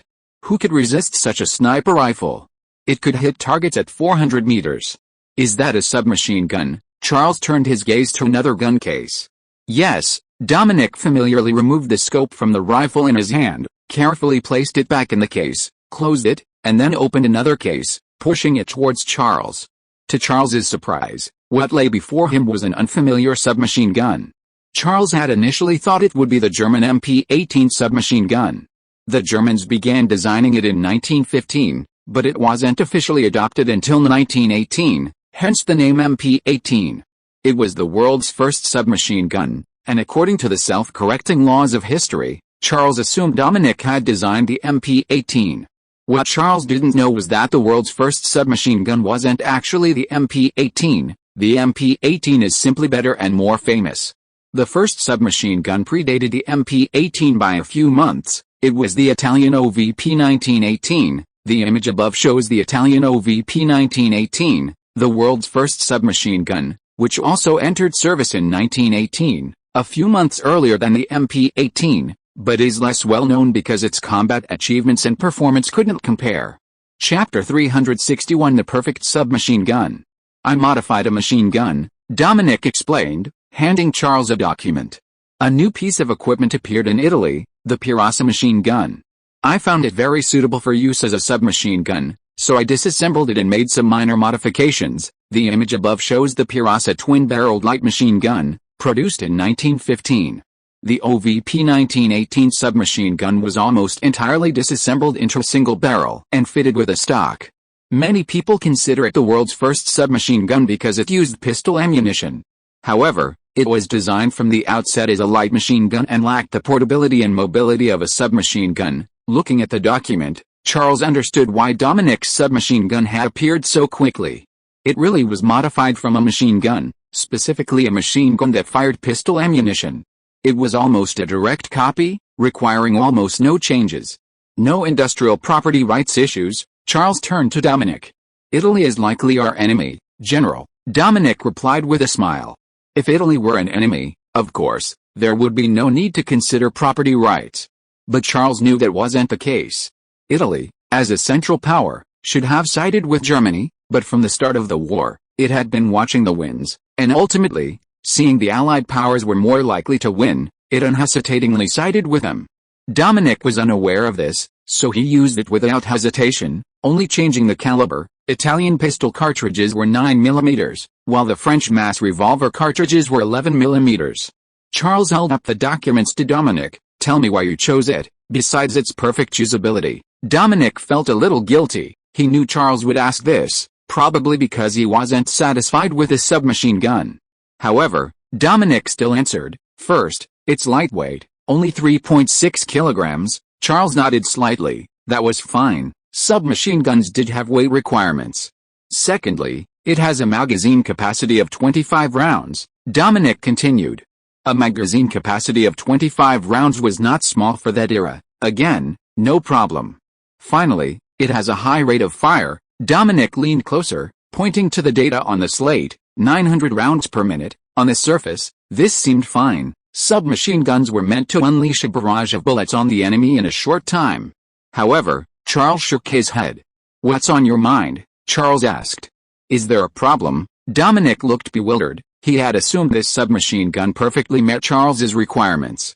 Charles slowed his speech, reminding him, a magazine capacity of 25 rounds, but a rate of fire of 900 rounds per minute. What does that mean in actual combat? Dominic paused for a moment, then hesitantly asked, "You mean, compared to the magazine capacity, that rate of fire is too fast?" "Yes," Charles replied, 900 rounds per minute, that's 15 rounds per second. 25 bullets are emptied in less than 2 seconds, just the time it takes to pull the trigger, or an unintentional flick of the index finger while jumping into a trench, and the bullets are gone. Dominic suddenly understood. "So, we should appropriately reduce its rate of fire." Then Dominic hesitated again. "Then, how much should we reduce the rate of fire to?" This needs to be determined before mass production, and it's a very important indicator, as it determines the submachine gun's practicality on the battlefield.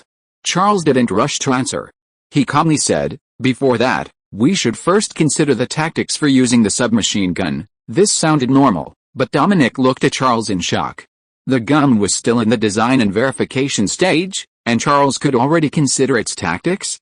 "Can we?" Dominic asked with difficulty. "Shouldn't that be something to consider after production?" "Of course we can," Charles said confidently. "We can deduce based on the current situation," Charles analyzed with confidence. "Think about it, Dominic. It uses pistol bullets. Pistol bullets must have some advantages and disadvantages," Dominic blurted out. "The advantages are low recoil and high rate of fire. The disadvantage is poor penetration." "Right, poor penetration," Charles seized on this point, gesturing as he spoke. "If the enemy is facing us in a 1 formation, our bullets can only kill the enemy at the very front." Dominic agreed. This was common in trench warfare. When soldiers jumped into enemy trenches, they often faced enemies lined up in front and behind, and pistol bullets could not penetrate the body to kill targets behind them.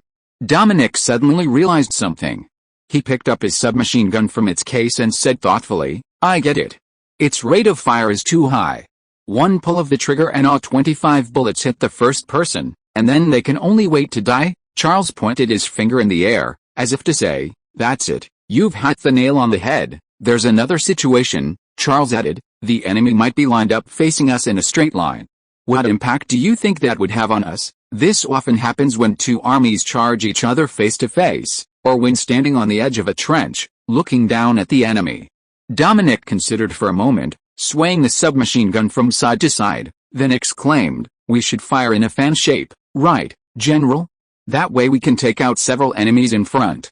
But if the rate of fire is too high, before we can even create a fan shape, the bullets will be exhausted, and they'll still be concentrated on 1 or 2 enemies." Charles nodded and summarized, "So, our rate of fire should be designed based on these 2 tactical maneuvers. Pulling the trigger once should fire 6 to 7 bullets, enough to kill 1 target. This is for the first situation." Dominic excitedly chimed in. "Pulling the trigger in a fan-shaped sweep should allow for at least 1 sweeping motion in terms of magazine capacity and rate of fire." "This is for the second situation," Charles hummed in agreement, then pointed to the magazine mounted vertically on the submachine gun and said, "It obstructs the shooter's view, making aiming difficult in special circumstances. We should move it to the side." "The magazine capacity, 25 rounds, is still a bit insufficient. We can try using a drum magazine." Magazine capacity is crucial for submachine guns. Often, just a few extra bullets can determine whether a gun can wipe out the enemy in one go. If not, the gunner who runs out of ammunition is doomed, as the enemy won't give them a chance to reload. Dominic listened, dumbfounded. He had thought his submachine gun was near perfect, but Charles had effortlessly identified a whole host of flaws that seriously affected its combat performance. Now, with Charles's modifications, it could be considered a near-perfect submachine gun. But how did Charles do it? Was this the difference between himself and a genius? The image above shows the MP-18 submachine gun, with a rate of fire of 400 rounds per minute, approximately 6 rounds per second. This rate of fire is very realistic in combat, hence it is considered the world's first truly functional submachine gun. Chapter 362 Room for Maneuver. Billy Shen spent most of his time practicing shooting at a range. This wasn't because he wanted to show off his marksmanship, he genuinely needed to. Shen had always used the British Lee Enfield rifle, and he was used to its feel, rate of fire, and recoil. But he quickly realized he couldn't continue using that rifle. This was the French army, and everyone around him used leveled rifles. Although Britain was an ally and could easily obtain 7.7mm Lee Enfield ammunition, what if it were on the battlefield? What if he was in trenches, far from British lines? Or what if he was operating deep behind enemy lines and logistics only provided level ammunition? After careful consideration, Shen finally decided to switch to the level. This almost drove Shen to despair, because he felt he wasn't just learning one gun. Although he was only holding one, it was actually 8 different guns. With a level, the shift in center of gravity after each shot changed the feel of the weapon. If this change were rhythmic and regular, it wouldn't be so bad, but the change was most pronounced with the first shot, gradually decreasing until it was almost negligible. Note, this is determined by the distance of the bullets. The bullet furthest in the tubular magazine has the greatest impact on the center of gravity, while the closest bullets have the least impact. Although this change is generally minor and wouldn't have a significant impact on ordinary shooters, it was fatal for a sniper like Shen Billy, who demanded the utmost from the start. No wonder the overall level of the sniper company is so low. During a break from practice, Shen Billy put away his gun and sat down on a simple chair to rest, frowning at his unsatisfactory performance. This gun is artificially increasing the difficulty for us. Just as Shen Billy was pondering how to solve this problem, Dominic mysteriously walked up to him with a gun case and greeted him. "Hey, Shen, instructor." Shen Billy looked at Dominic with suspicion, but when he saw the gun case in Dominic's hand, he laughed. "Are you here for revenge?" He assumed Dominic was still thinking about the bet on pigeons he lost last time. Dominic shook his head, placed the gun case in front of Billy Shen, and said, "Ready? Once you open this case, the sniper company will be training in isolation." Billy Shen pursed his lips. "I don't care." Billy Shen truly didn't care. He was alone in France, without a home, without family, without even friends. He had always been in isolation. "Very good." Dominic opened the gun case, turned it around, and pushed it in front of Billy Shen. It was a gun, resembling a level but with a short barrel, and something that looked like binoculars, a monocular. Billy Shen was uninterested. Nothing about levels could pique his interest. However, Billy Shen immediately noticed something was amiss. He picked up the rifle and looked at Dominic with a puzzled expression. "Vertical magazine." "Yes," Dominic replied. "This is the Bertier rifle, the level carbine version. The general thinks it's more suitable for a sniper company. What do you think?" Billy Shen held the rifle, felt it, and nodded firmly. "Of course, we need this rifle. Charles knows us well," Billy Shen thought. "A short barrel loses some accuracy compared to a long barrel, but it's much better than having a shift in the center of gravity after each shot. The latter not only affects accuracy but also leaves the shooter disoriented. The magazine only holds 3 rounds, which might be a bit low for ordinary infantry, but snipers are required to fire one shot and move to another. They can reload during these transitions, so magazine capacity isn't a major concern. Moreover, short-barreled rifles offer many advantages in trench warfare."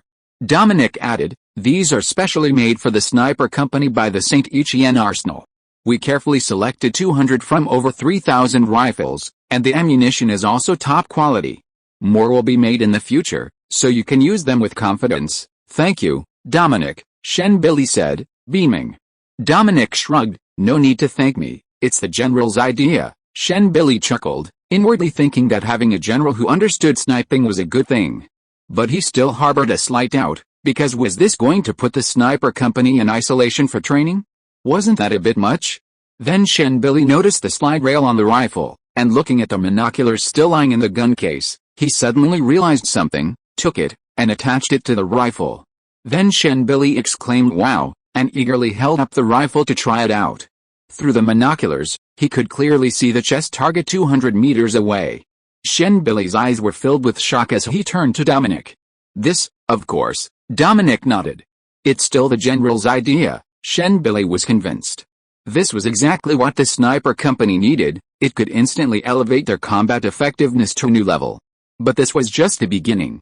Dominic said, "Remember the observer rifles you mentioned before? We're producing them now, and I believe they'll be ready soon." Charles's modification plan was almost perfect, nearly skipping the lengthy testing and experimentation phase. Dominic estimated that the sniper company could be equipped with them in 2 weeks. Shen Billy nodded, moved. The sniper company was so highly valued, with almost all external needs handled by Charles. This allowed the sniper company to train with peace of mind and focus, and to use their skills on the battlefield. What more could he ask for? A scholar would die for one who understands him. If he didn't lead the sniper company well, he would be letting Charles down for his and the company's trust. Rome under the setting sun appeared solemn and magnificent, the air filled with a faint aroma of coffee and fresh bread, and every building on the street seemed to tell a story of 1,000 years. A richly decorated carriage, with a crisp sound of hooves, passed through the bustling city and stopped in front of the Hotel Rodeo Drive in the city center. A middle-aged man in a suit and top hat stepped out of the carriage. He glanced quickly to both sides, then, surrounded by several assistants, hurried into the hotel, seemingly worried about being recognized. This middle-aged man was General Winter, who should have been commanding operations in Gallipoli, but was here in civilian clothes. Italian Foreign Minister San Lino waited anxiously in the conference room, only breathing a sigh of relief when General Winter entered safely. "Welcome, General." San Lino warmly shook hands with General Winter. "Thank you very much, Your Excellency," General Winter said. "I believe this negotiation will satisfy both sides." "I hope so." San Lino nodded and stepped aside to invite General Winter to sit down at the table above. The talks were conducted secretly, and by Ministry of Foreign Affairs personnel rather than military personnel, because Italy did not want its allies to know. Only in this way could Italy have room to maneuver. Chapter 363 We Need a Victory.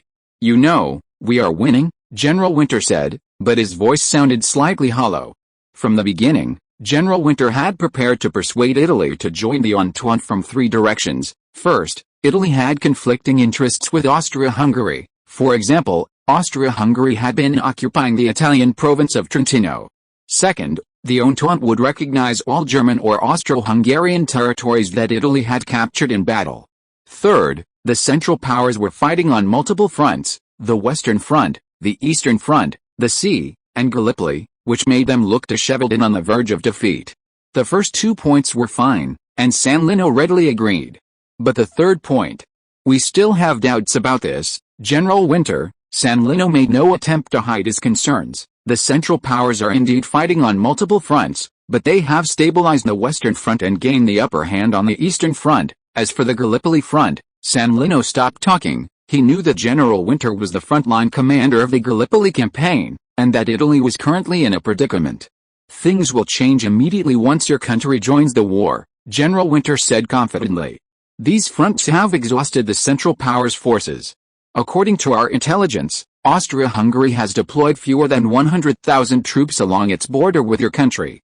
You can easily defeat them and bring them to collapse. Italy could mobilize at least 1 million troops, 1 million against 100,000. How could they not win?" General Winter thought this would be the first domino to fall. But San Lino still hesitated. It wasn't that San Lino lacked confidence in the Italian army. Even with a 10-fold numerical advantage, it wouldn't be a problem. The problem was that if Italy won on the Italian front but lost at Gallipoli or on the Eastern Front, Italy would face a fierce counterattack from Germany and Austria-Hungary for joining the Entente, something Italy certainly didn't want. After much deliberation, San Lino replied, "I agree with you, but we need to consider many issues, General. I will do my best to persuade them." Typical diplomatic rhetoric. General Winter sighed inwardly. This meant there was still no substantial progress, and they remained determined to wait and see. Back on HMS Queen Elizabeth, General Winter reported the negotiations to the First Lord of the Admiralty. He couldn't help but complain in the telegram, "I don't understand what they're waiting for. To enter the war and win, it's that simple, yet they refuse, precisely because they fear not winning, General," the First Lord of the Admiralty replied. "They want to know they haven't chosen the wrong side." The First Lord of the Admiralty understood this political maneuvering. "Of course they haven't chosen the wrong side," General Winter replied. "Isn't that obvious?" The First Lord of the Admiralty didn't answer. General Winter's words were subjective. Objectively speaking, the outcome was still uncertain. Finally, General Winter sighed helplessly and asked, "What should we do next?" "Continue negotiating," the First Lord of the Admiralty considered for a moment and replied, "No, negotiations will not work. We must show them the hope of victory.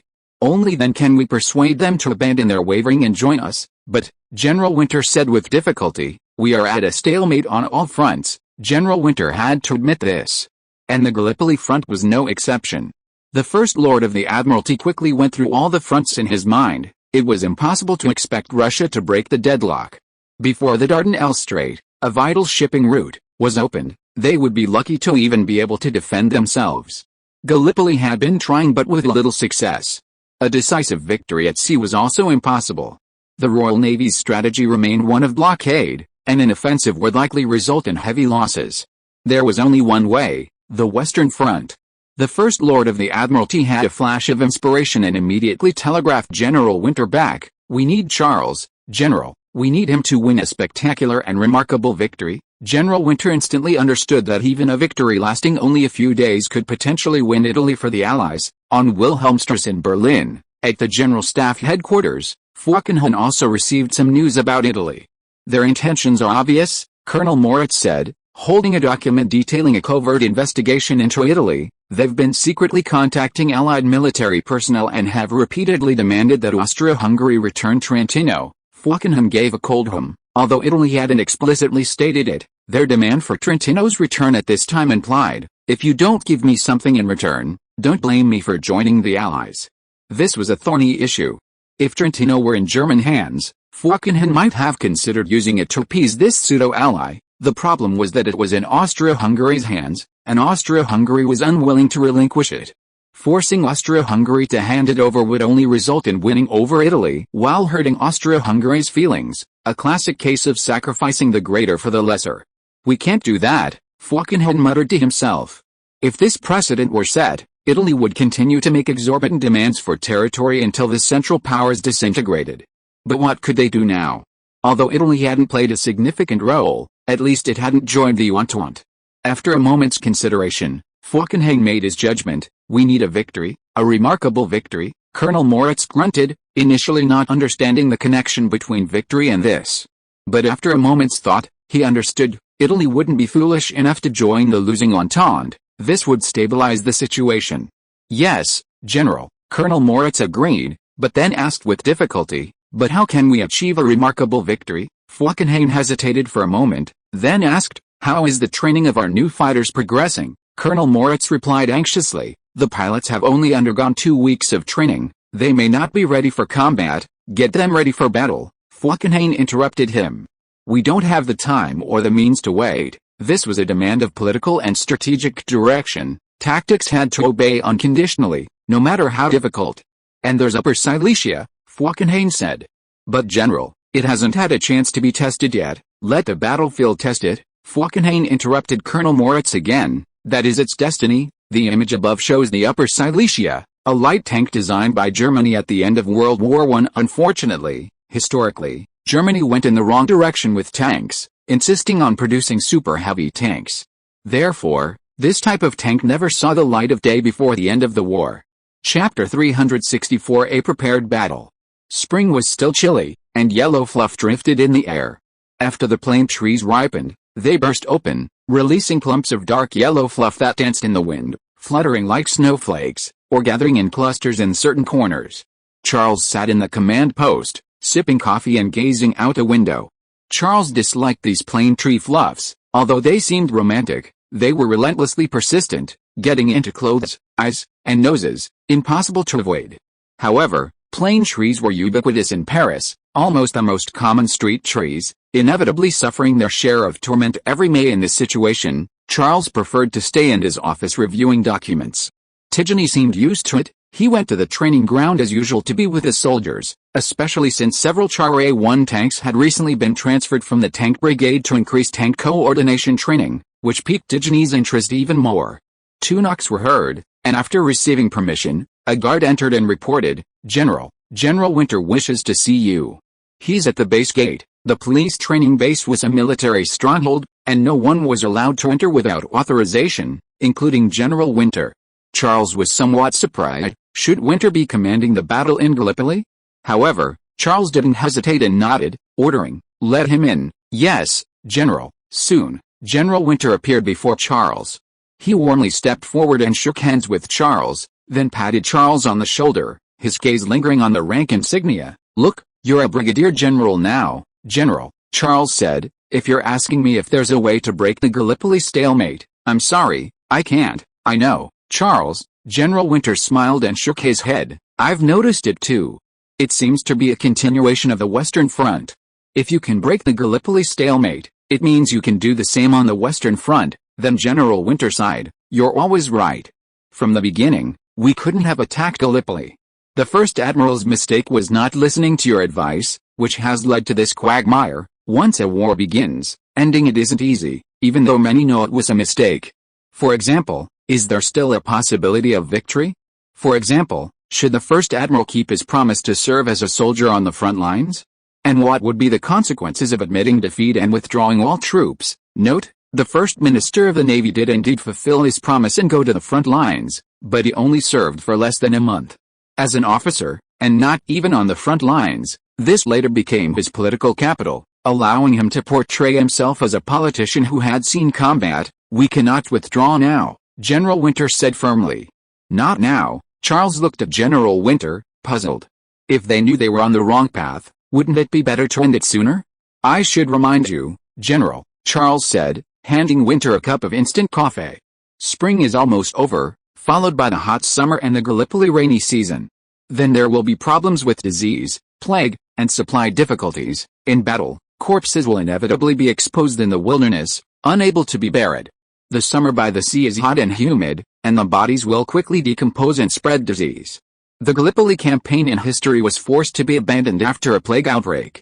"I know," General Winter nodded, "but this period is crucial." Charles misunderstood. "You have a new operational plan." He thought General Winter and his men wanted to make one last attempt. General Winter took a sip of his coffee, shook his head slightly, and replied, "It's Italy. We intend to persuade her to join." Charles instantly understood. To get Italy, the centrist, to join the Entente, they couldn't afford to lose a battle. Not only could they not lose, they needed a victory. Thinking this, Charles stared at General Winter in astonishment. "This is what you've come for?" General Winter laughed. "Nothing escapes your notice. Yes, we hope you can command a battle, or more precisely, a remarkable victory. We all agree that only you can do it." Since Charles' victory at Gallipoli, even the First Lord of the Navy only trusted Charles. General Winter then explained, "That's why I came to see you personally. The fewer people who know about this, the better. I haven't informed anyone in the French military yet, including General Gallieni." Charles was silent for a moment, then asked, "This battle is one where only victory is acceptable, not defeat, right?" "You could say that," General Winter nodded. "If we lose, it might solidify Italy's resolve to stand with the Central Powers, making it even more difficult for us to win them over, and perhaps requiring an even greater price." Charles hummed in agreement. "Then you should let the French military know." "What do you mean?" General Winter looked at Charles with a questioning gaze. "You might know something about the Germans," Charles said. "They have new fighter jets and new tanks." "Yes," General Winter nodded. General Winter's information came from MI6, while Charles's came, of course, from the White Lady. "But that's all I know," Charles asked. "Do you know anything more about them? Like the speed and weapons of the new German fighter planes, or the armor thickness and firepower of the new tanks, and so on?" "No, we don't know," General Winter shook his head. "MI6 wasn't omnipotent." Charles spread his hands. "So, you should tell the French military about it." Seeing General Winter's still bewildered expression, Charles added, "Schneider has recently developed a new tank, and they're planning to put it to the test." General Winter suddenly understood. "You mean, the French military will send Schneider's new tank into battle?" "Why not?" Charles countered. "Schneider has been trying to prove his tank is superior to mine. On the other hand, if his tank isn't effective, they won't get any more orders, so they'll fight for this opportunity," General Winter exclaimed, suddenly realizing. "And once their tanks are on the battlefield, it will bring out the Germans' new tanks and aircraft, and then you'll be prepared." Charles nodded slightly. "This battle can only be won. I can only fight a prepared battle." General Winter smiled meaningfully. Was Charles acting for the public good or for personal gain? For the public good, this approach certainly offered a better chance of victory. For personal gain, he could use the opportunity to suppress his competitors. But what did it matter? As long as it benefited Britain, that was all that mattered. If you are listening to this novel on a channel other than Fanfic World, it means it was downloaded and re-uploaded without effort. We warmly invite you to visit our channel, Fanfic World. There you will find the original version of this story and many other novels of various genres. We look forward to seeing you dive into a world of incredible novels. Chapter 365 Boomerang. General Winter hastily bid farewell to Charles and went to visit Joffre. Everything seemed logical. Britain needed a remarkable victory on the Western Front, primarily with French troops, and naturally, he needed to see the French commander-in-chief, Joffre. As Charles had predicted, when General Winter met with Joffre and explained his purpose, Joffre felt a sense of divine intervention. While Charles was leading his troops in the Gallipoli campaign, Joffre had already equipped his 1st Special Artillery Division with Saint-Chamond M21 tanks and begun training. The image above shows the Saint-Chamond M21, Schneider's attempt at light tanks, featuring 2 mobility modes, with retractable wheels and tracks. I've posted this before, but am reposting it because it's been a while. This was a mixed unit of improved Saint-Chamond tanks and Saint-Chamond M21s, commanded by Major General Christine. Importantly, this division used Charles's tactics, and the Saint-Chamond M21s even had a variant equipped with a 37mm gun. Major General Christine had subtly warned Joffre, "General, even if we win on the battlefield using the Tsar's tactics and its invented tank gun, it doesn't mean we've defeated the Tsar." But Joffre replied, "The key is the tank, Christine. It's a completely different tank from the Tsar A1, much faster than the Tsar's tanks, and it might be the future of tanks." The faster Joffre referred to was the Saint-Chamond M21's road speed when using tires, reaching 28 km per hour, significantly faster than the Tsar A1's top speed of 15 km per hour. However, its track speed was only 6 km per hour. Joffre completely failed to see this shortcoming, explaining it as follows: "In combat, we don't need too high a speed. 6 km per hour is enough. Any faster and the infantry won't be able to keep up. When mobility is needed, it can take to the road and travel at 28 km per hour. More importantly, we have a perfect combination of heavy and light tanks." Major General Christine vaguely sensed something was amiss. He had studied the battle where the Charles A1 defeated the German A7V tanks, and he believed that tanks also needed mobility in combat. As for the combination of light and heavy tanks, that only mattered if the heavy Saint-Chamond could reach the enemy. However, Major General Christine said nothing. He knew it would be useless. The tanks were already equipped on the troops, and he could only do his best to lead them to victory. The confident Joffre didn't expect that the German tanks were not the A7 versus he had imagined. The 1st Special Artillery Division he had trained was merely cannon fodder used by Charles to test the Germans' new equipment. On Charles' side, they could roughly guess the Germans' new aircraft. By this time, the German Fokker E-series fighter should have already been developed. Its very existence triggered a Fokker-style disaster, with the Allied powers having virtually no comparable aircraft. The image above shows the German Fokker E-series monoplane, which successfully flew in 1914 as a sporting aerobatic aircraft, model M5K. The Germans subsequently converted it into a military fighter and equipped it with machine guns for deployment. The Fokker triplane, familiar to the world as the DR series, which entered service with the German army around 1917. However, Charles's knowledge was far from sufficient. He didn't remember the Fokker E-series specifications, such as maximum speed, number of machine guns, and maneuverability. He was completely unaware of what Germany's new tanks would be, as Germany had not deployed any other tanks in combat after the A7V. Therefore, Charles needed to use some tactics to have Joffre and Schneider scout ahead, so that Charles's true trump cards could be used effectively. But Charles didn't expect that Joffre would try to extract a battle plan from Charles through indirect means. That day, Charles was organizing intelligence in the command post as usual when the phone on his desk rang. Charles was a little surprised. The phone hadn't rung for a long time. Most calls went to the communications room and were relayed to command by staff, rather than directly to Charles himself. Foch's voice came from the other end. "Busy, Brigadier General." "No, not busy, General," Charles replied, wondering if Foch wanted to discuss offensive theory again. Foch hummed in agreement and said, "I've been thinking about your tactical theory lately, and I've suddenly become interested in your tanks. I'm curious, if you were to command a campaign, a breakthrough of the enemy's lines, how would you do it? Foch's question was cryptic, and he had indeed discussed tactical theory with Charles before, so it seemed plausible. However, Charles immediately recalled General Winter's statement about the need to win a remarkable victory on the Western Front. Afterwards, General Winter went to see Joffre. Now Foch was immediately probing the operational plan. What a coincidence. More likely, the person who truly wanted to ask this question was Joffre. Charles felt it was pretty much a done deal. Joffre and Foch were unaware that General Winter had already approached Charles before them, and Charles knew everything. Ironically, a boomerang had come back to Charles. Charles feigned ignorance and considered for a moment, deciding to offer a practical plan. After all, they needed to lure out Germany's secret weapon, and if Joffre's side was too weak, they wouldn't even bother dealing with it. I think we should first find a flat, open, hard ground, Charles said. Hard ground? Foch asked, not yet grasping the concept. Yes, Charles explained, for example, the mud of Ypres is clearly unsuitable for tank maneuvering.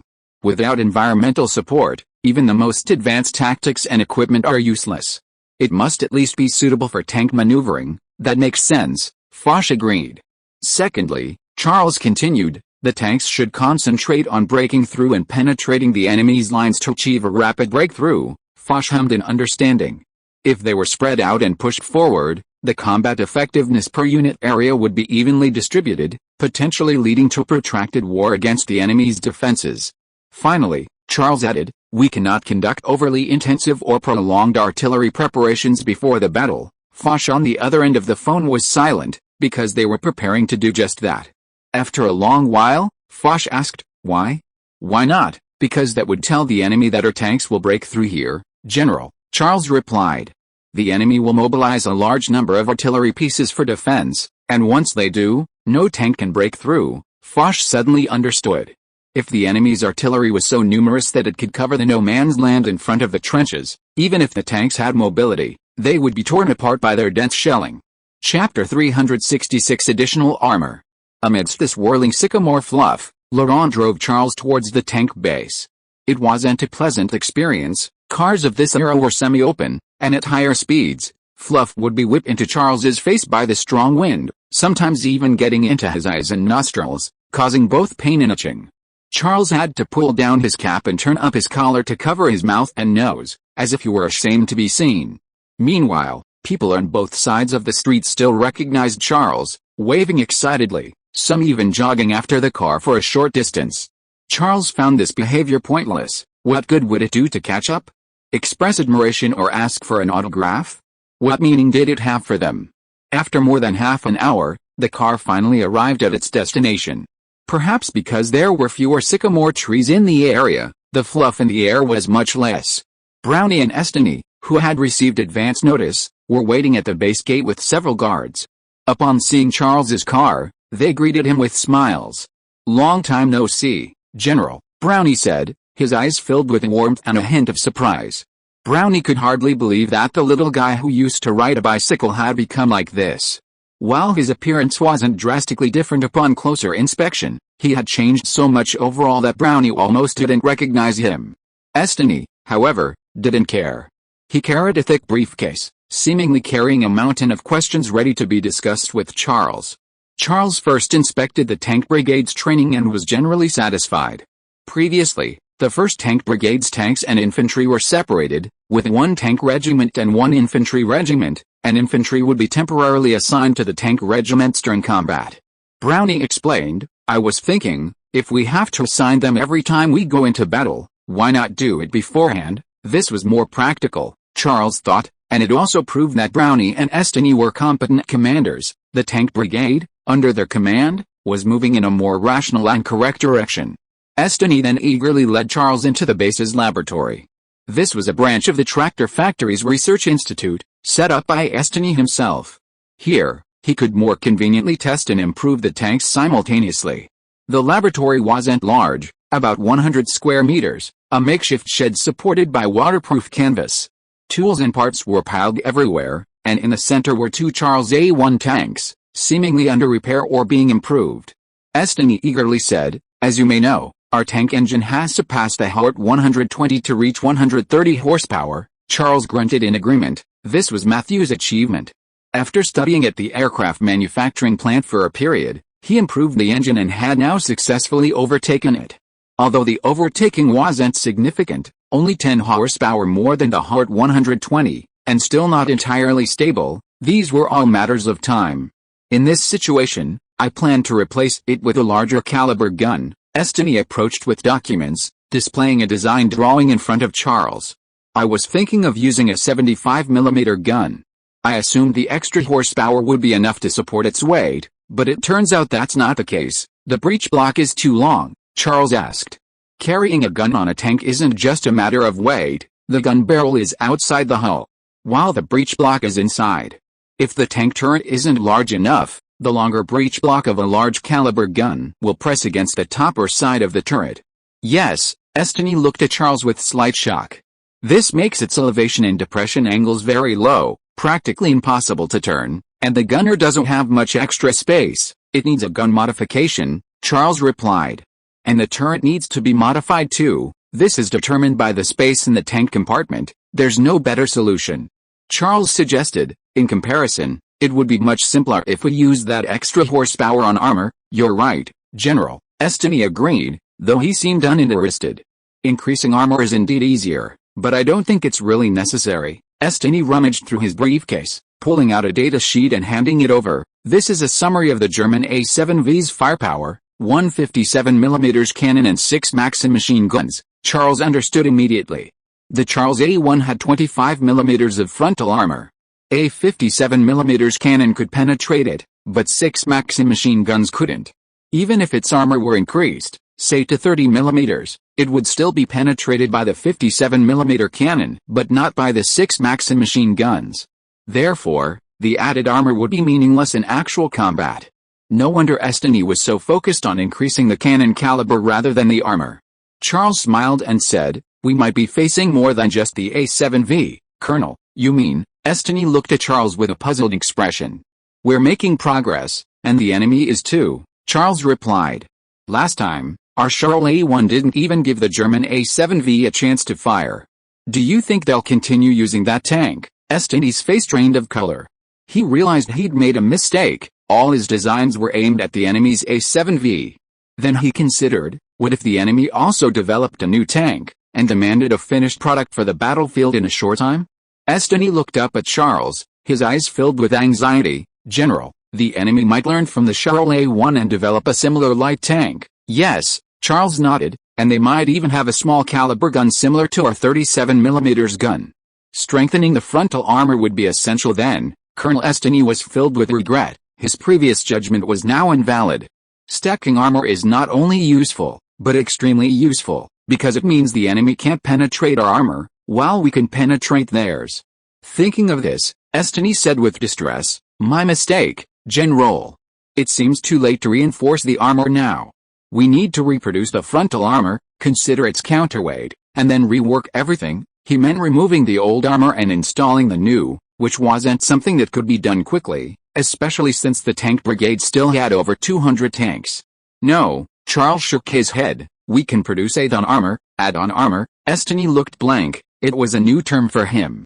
However, he quickly understood the meaning of add-on, and then exclaimed, "Yes, General, add-on armor. It's so simple, how could I not have thought of it? I'm such an idiot." Estony was certainly not an idiot. Every step of tank development, every innovation, was a step-by-step process throughout history, and many people made mistakes and even went astray along the way. Chapter 367 Armored Personnel Carrier.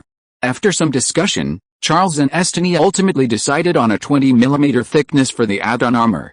This offered several advantages for the tank. First, it improved mobility. The add-on armor could be removed and transported by truck during peacetime, and reattached during combat. This not only increased the tank's mobility but also reduced the engine load, extending its travel time. Second, with a 20mm add-on armor, its frontal armor reached a thickness of 45mm. Previously, German anti-tank rifles might have been able to penetrate the frontal armor of the Charles A-1 at around 200 meters, but now it was essentially immune, unable to penetrate even at 50 meters or closer. Finally, It provided a significant advantage in tank combat. 20 millimeters of add-on armor may seem like a small amount, but on the battlefield, its presence or absence often meant the difference between life and death. However, Destiny's focus remained on upgrading the tank and enhancing its firepower. After resolving the protection issue, he began considering modifying the tank gun and even developing a new type of tank. Charles cautioned, "These things can't be accomplished in a short time, Colonel. We should be considering what other aspects can be improved." Destiny was taken aback. The three main aspects of a tank were power, defense, and firepower. What else could be improved? "Perhaps you've noticed, tanks are faster than infantry," Charles said. "This causes inconsistencies in troop movement." "Yes," Colonel Destiny nodded. While the Charles A1 wasn't fast, it could still reach a top speed of 15 kilometers per hour. Fully armed infantry, on the other hand, marched at around 5 kilometers per hour. Because of this, tanks often had to stop and wait for the infantry to catch up. The 1st Tank Brigade could accept this because tanks could be repaired while stopped, which wasn't a waste. Besides, it actually had a solution. "We can equip the infantry with vehicles," General Brownie interjected, "and sidecars, so the infantry can catch up with the tanks." "Of course, this requires your support," Brownie spoke with anticipation, implying that the 1st Tank Brigade would be fully mechanized. He hadn't even dared to imagine it before. The military would definitely not agree. While other units barely had any vehicles even for their logistics, they actually wanted full mechanization. But with Charles, a military strategist and capitalist, around, it might not be a dream. "Just cars," Charles countered, a slight smile playing on his lips. "Just cars," Brownie nodded firmly, using this generous attitude to show Charles that he wasn't greedy. However, Brownie didn't understand Charles's meaning. Charles smiled and said, "We know that vehicles aren't safe on the battlefield. They have no protection, and soldiers concentrated in them advancing along the road will suffer heavy casualties if ambushed." Brownie naturally assumed Charles was using this as an excuse to avoid providing protection, and he quickly added, "I'll solve these problems, General. It's not difficult. For example, we can send out sidecar motorcycles for reconnaissance, which will ensure the safety of the front lines. We can also mix tanks and vehicles, so that in the event of an attack, the tanks can provide immediate cover for the infantry. We will also conduct targeted training for this, and the soldiers will dismount and prepare for combat as quickly as possible." "Are you sure?" Charles's eyes held a hint of mockery. "I'm sure," Brownie nodded firmly, his face beaming with excitement. "So it's possible? My God, that's hundreds of vehicles." Destiny seemed to sense something amiss, and asked with a hint of doubt, "But General, besides cars, do we have any other options?" "No, there are no other options," Charles replied calmly. "But we can use our own domestically produced cars." "Domestically produced cars?" Brownie and Destiny exchanged glances. "What were those?" Charles hummed in agreement, then offered a solution. "You know, our engines have reached 130 horsepower. If we use this engine to produce a slightly smaller car, and then add the necessary protection to make it able to withstand bullets and shrapnel," Destiny exclaimed, "that would be an armored personnel carrier." "Yes," Charles said, "then it wouldn't have the problems mentioned before. Even if ambushed, it wouldn't collapse instantly. At the same time, it can coordinate with tanks on the battlefield to form another form of firepower." Charles's thinking was this: tank units are a combination of tanks and infantry. Given the difficulty in upgrading tanks, upgrading infantry was a good alternative. With the deployment of armored vehicles, the infantry's defense, firepower, and mobility will experience a qualitative leap, and the overall combat effectiveness of the 1st Tank Brigade will rise to another level. Charles looked at Brownie with a helpless expression. "These armored vehicles are already in production. I originally planned to equip tank brigades with them. Since you insist on using cars, then so be it. I can consider equipping other units with them." The image above shows the M3 reconnaissance vehicle designed by the U.S. military in 1938, carrying 8 personnel. It was essentially a car with necessary protective steel plates added around it for increased defense. The machine gun was detachable, and a highlight was the protective steel plate on the windshield, which could be lowered during combat to provide protection for the driver, who could observe the road ahead through small holes in the plate. No, Brownie quickly rushed to Charles, smiling cautiously. "You're right, General. Cars are completely inadequate for the needs of tank brigades. Tank brigades need to quickly maneuver through enemy fire and artillery barrage. The idea of using cars is simply insane." You can use sidecar reconnaissance vehicles, Charles said. That would indeed reduce the risk of being ambushed. Even so, what good would it do? Cars offer no protection whatsoever. You can also mix tanks and cars. Tanks couldn't protect cars back then either. That's a clumsy method. You can also strengthen training. Nobody wants to train with cars, General. That won't work. Istini laughed. Don't worry, Brownie, the General will give it to us. It's not very useful for other units. Brownie's face lit up instantly, and he looked at Charles excitedly, asking, General, is that so? It's for us. Charles nodded slightly. Istini was right. The saying good steel should be used where it's needed applies here. This armored personnel carrier, which increases infantry protection, is designed to allow infantry to keep pace with tanks and achieve rapid infiltration. Equipping other units isn't meaningless, but rather not very useful. Upon receiving confirmation, Brownie cheered, unable to contain his excitement, and stepped forward to shake Charles's hand, repeatedly saying, That's wonderful, General. Thank you so much. You're a good man, General. Chapter 368 This is politics. The issue of the mismatch between tank and infantry speeds unexpectedly developed in two directions after World War I. While Britain was the inventor of the tank, it didn't truly grasp its advantages in appropriate tactics. It chose to slow tanks down to match infantry speed, resulting in the so-called infantry tank, such as the Matilda. Germany, emphasizing blitzkrieg tactics after the war, focused on offense and speed.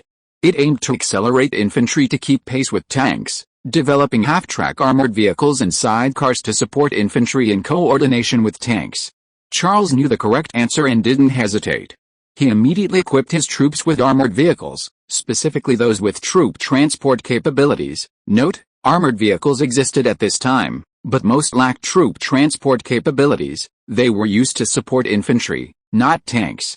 For example, the image below shows a Rolls-Royce armored vehicle used by the British Army at the end of 1914. After arranging the tank brigade's affairs, Charles visited the flying club. The pilots, under Carter's command, were diligently training in the 8 rules of air combat, and Charles had no concerns. Around noon, Charles returned to the police training base.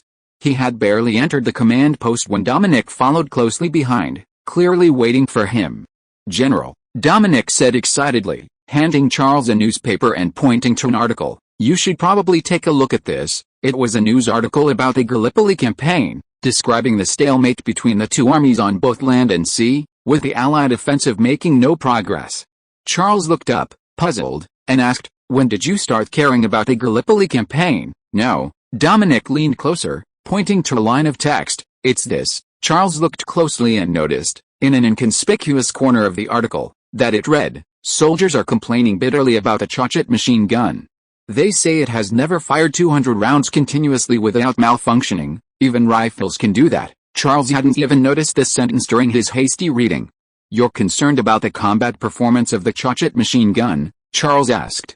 Yes, Dominic replied. It's been in service on the battlefield for 3 weeks now, and the soldiers' reaction has been very positive. Some units have even refused to accept it because they think it's a waste of resources and requires time to maintain. Charles wasn't surprised.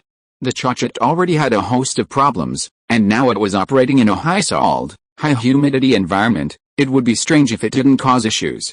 Then Dominic cautiously asked, General, shouldn't we send up the St. Etienne machine gun? This was Dominic's true intention. His continued attention to the Gallipoli campaign wasn't to see the Chochet machine gun perform well, nor was it for the St. Etienne to sell well. He simply hoped the St. Etienne would be deployed to the Allies as soon as possible to reduce casualties. This soft-hearted guy, Charles cursed inwardly. How was he going to inherit Steed's business in the future? After a moment's thought, Charles nodded and replied, It's about time. Dominic's expression relaxed, and he said impatiently, I'll get on it right away. Wait, Charles stopped Dominic, who was about to leave, and instructed, For now, equip the British 29th Division and the Australian 5th Light Cavalry Regiment. Dominic was taken aback. Not equip the French first. We are French arms dealers. Shouldn't we prioritize our own national interests? Charles had already anticipated Dominic's reaction. He shook his head slightly. A qualified capitalist shouldn't prioritize the interests of the nation, but rather my interests. Charles reminded him, This is an opportunity for the St. Etienne arsenal, Dominic. An excellent advertising opportunity, it can expand Saint Etienne's influence. An advertising opportunity, Dominic didn't understand. What was the difference between equipping the British and equipping the French? Wasn't battlefield performance the best advertisement? Charles countered, the Chauchat machine gun was mostly issued to the French army. Right, yes, Dominic nodded. Although the Chauchat was from the Pitot arsenal, it was still a French machine gun and naturally prioritized for the French army. Then Dominic seemed to understand. You mean, to have the Chauchat and Saint Etienne II machine guns appear on the battlefield simultaneously, to create a stark contrast? You could say that. Charles gestured for Dominic to sit down in the chair in front of him, but there are other reasons. What can you think of? Dominic looked at Charles, his eyes filled with confusion. Charles calmly gave his answer. People would think that Schneider and Joffre were behind this, that they were suppressing the Saint Etienne, and people would angrily voice their condemnation, especially the soldiers who suffered greatly. Dominic was taken aback, but they didn't do that. I know, Charles shrugged, but that's not important. Dominic understood. You're intentionally misleading people. Charles didn't deny it. Prior to this, Schneider, in conjunction with Joffre, had repeatedly suppressed Charles and the Saint Etienne arsenal. Now, if the poorly made Chauchat machine guns were issued to the French army, while the superior Saint Etienne II machine guns, also produced by French arsenals, were only issued to the British army, what would the public reaction be? They would assume, they're both French equipment, why would the French army be equipped with the inferior one? Shouldn't they keep the better ones for themselves? This will affect the lives of the soldiers. This must be the work of Joffre and Schneider. They've once again sidelined the superior equipment. But this is a lie, Dominic said, his face full of opposition. This is politics and business, Charles retorted. Besides, we haven't done anything. It's just people's assumptions, but they have their own newspapers. They'll clarify things. Charles smiled. Do you think people will believe that? Once people are convinced, they'll see this clarification as an attempt to cover something up. Furthermore, if Charles and Saint Etienne remain silent, people will assume they're under pressure and afraid to speak out. Even if the truth comes out one day, it won't change anything. Dominic shook his head. We can't do that, General, Charles simply replied. This will allow the Saint Etienne II machine gun to be deployed faster and more widely, which also means saving more lives. Honesty and morality versus the lives of soldiers, you choose? Dominic hesitated, then finally nodded helplessly. You're right. I understand what we have to do. Chapter 369 Asset Management. It was Charles's day off, granted by Gallieri. Gallieri specifically called Charles to say, go home and visit, Brigadier General. Your fans are protesting downstairs at headquarters, and indeed, it was true. First, someone in the town of Darvis spread the news. Charles hasn't been home since he blocked the Germans' gas attack. Soon it spread, growing increasingly exaggerated, even claiming that Charles hadn't been home since the Gallipoli campaign. People naturally assumed Gallieri was withholding his day off, so tens of thousands spontaneously gathered in front of the city's defense headquarters, unfurling banners in protest. We should give Charles a break. He's only 18. If you need Charles to achieve victory during the war, we understand, but now the war is at a stalemate. Is there anywhere you can't do without Charles? Is there no one else France can use besides Charles? Should all the burdens be placed on his shoulders? Left with no other choice, Gallieri personally called Charles to grant him a day off. Meanwhile, Gallieri secretly gave Charles a boost, standing on his balcony and explaining to the crowd, ladies and gentlemen, I need to explain something. I never delayed Charles or withheld his leave. There's only one reason Charles didn't go home. He felt he should set an example by being with his troops, and it was his own choice. People exclaimed in admiration, what an excellent young man. Charles is the hope of France. We cannot do without him. If all officers were like him, France would be great again. Charles was speechless upon hearing this. Frequent demonstrations and protests were perhaps a characteristic of France at this time. Even something as trivial as a leave of absence could cause such a commotion. In the town of Darvis, before Charles's car had even come to a complete stop, Camille rushed out of the house with a start, embracing Charles tightly as he stepped out of the car.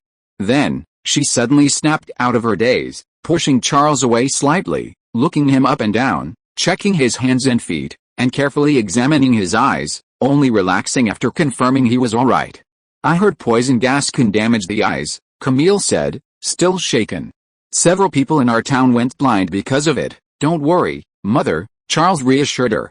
I have a gas mask. Djokovic patted Charles on the shoulder and walked him into the house, a proud smile on his face. So, you really did defeat the Germans in the gas? Yes, Charles replied, glancing at Camille, worried she might be concerned. Don't worry, Djokovic said.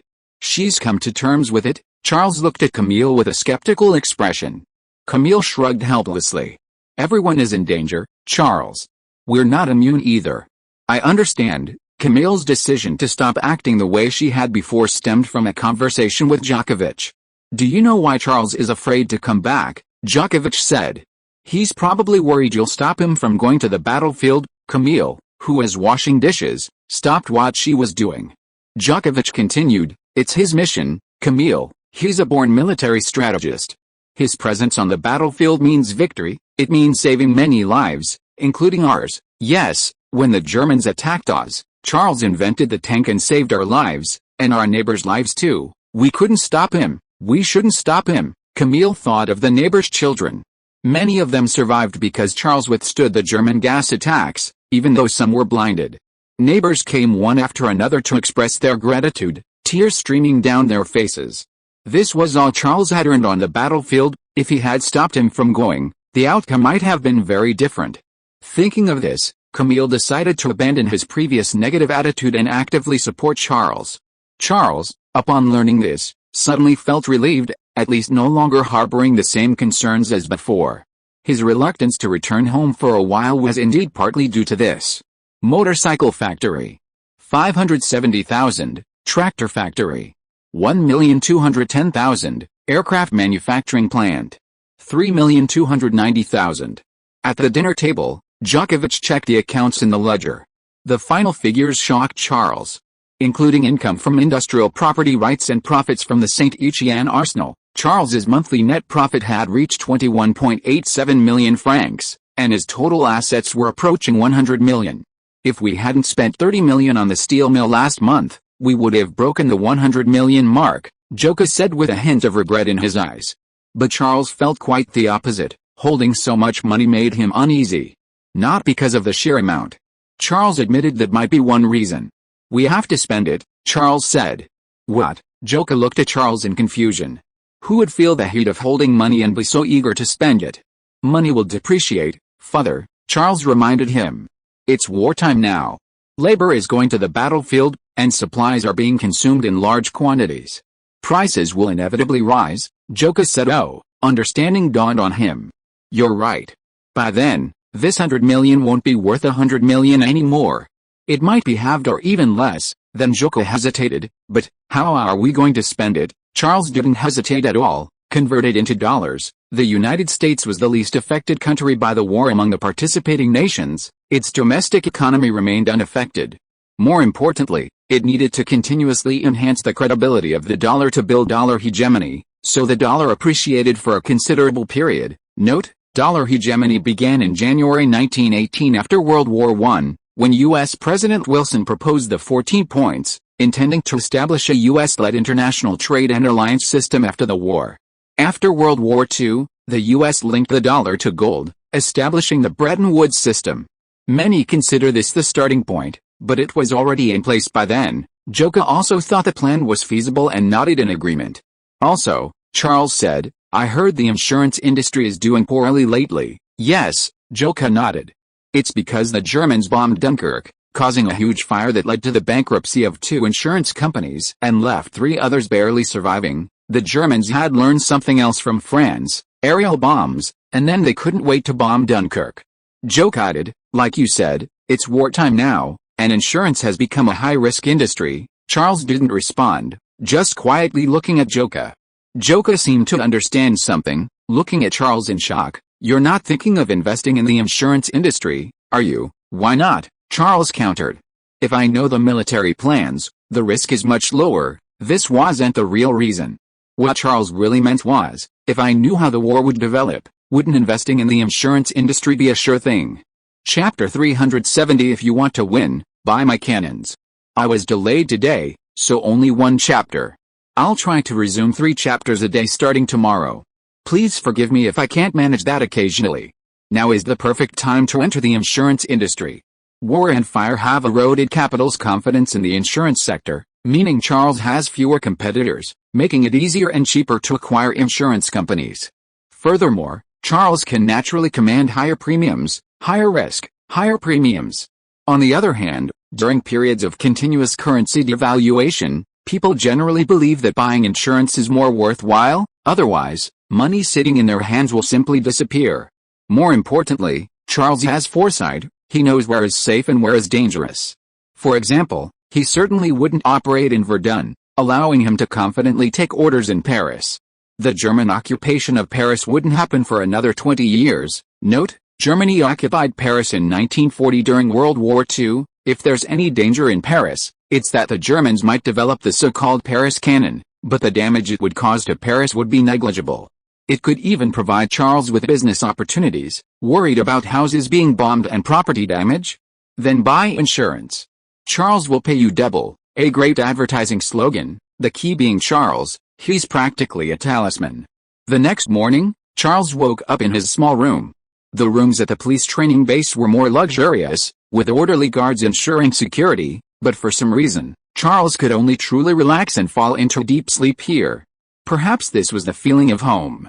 After a quick wash, Charles went downstairs for breakfast, as usual, pizza and milk, which he had to finish. The difference was that Camille had made an extra slice and packed it in a cardboard box for Charles to take with him. Take it, you don't know when you'll be back next time, Camille said, looking at Charles with reluctance. Don't worry, Mom, Charles reassured him, I'll try to take time off. Turning around and opening the door, Charles froze. The doorway was already crowded with people, all neighbors from the neighborhood. Camille, who knew beforehand, smiled with pride and relief as she addressed Charles, explaining, they insisted on coming to see you off, you saved many lives. Aunt Osses approached, leading her son, who, though in uniform, had a bandage around his eyes, and carefully took steps forward. Thank you, Charles, Aunt Osses said, her hand trembling with emotion as she grasped Charles's. They found Gabriel on the battlefield, but thankfully you were there to hold off the Germans. The blind Gabriel, guided by Aunt Osses, stood before Charles and gave a salutation. 172nd Infantry Regiment, 43rd Division, General. Charles returned the salute and patted him on the shoulder. Then Uncle Anatole stepped forward and shook hands with Charles, saying gratefully, my son, Bertrand, was wounded and captured by the Germans. I thought he would never come back alive, but he was rescued by your men. It was your troops, Charles, at the Claude line. Hearing this, Charles remembered that when they inadvertently captured a supply depot after breaking through the second German line of defense, the 105th Infantry Regiment had indeed rescued a group of prisoners. However, at the time, everyone's attention was focused on capturing several lieutenant generals and major generals and seizing a lot of supplies. No one paid attention to the prisoners they had rescued. You're welcome, Uncle Anatole, Charles replied mechanically. It's what I should do. Then came Magnan, Kaiser, Krachin, all of whom had received favors from Charles for various reasons. Charles responded by calling out their names affectionately. In this moment, Charles suddenly truly experienced two worlds in France, one bound by emotion, the other by capital and profit. They certainly existed, though their boundaries were invisible, they were clearly distinct. At the Paris garrison headquarters, Gallery, while signing documents, asked Charles standing before him, I heard Saint-Étienne produced a light machine gun. Did you invent it? Yes, Charles did not deny it. It's called the Saint-Étienne too. How does its performance compare to the Chouchat? Gallery's hands continued moving, and he glanced up.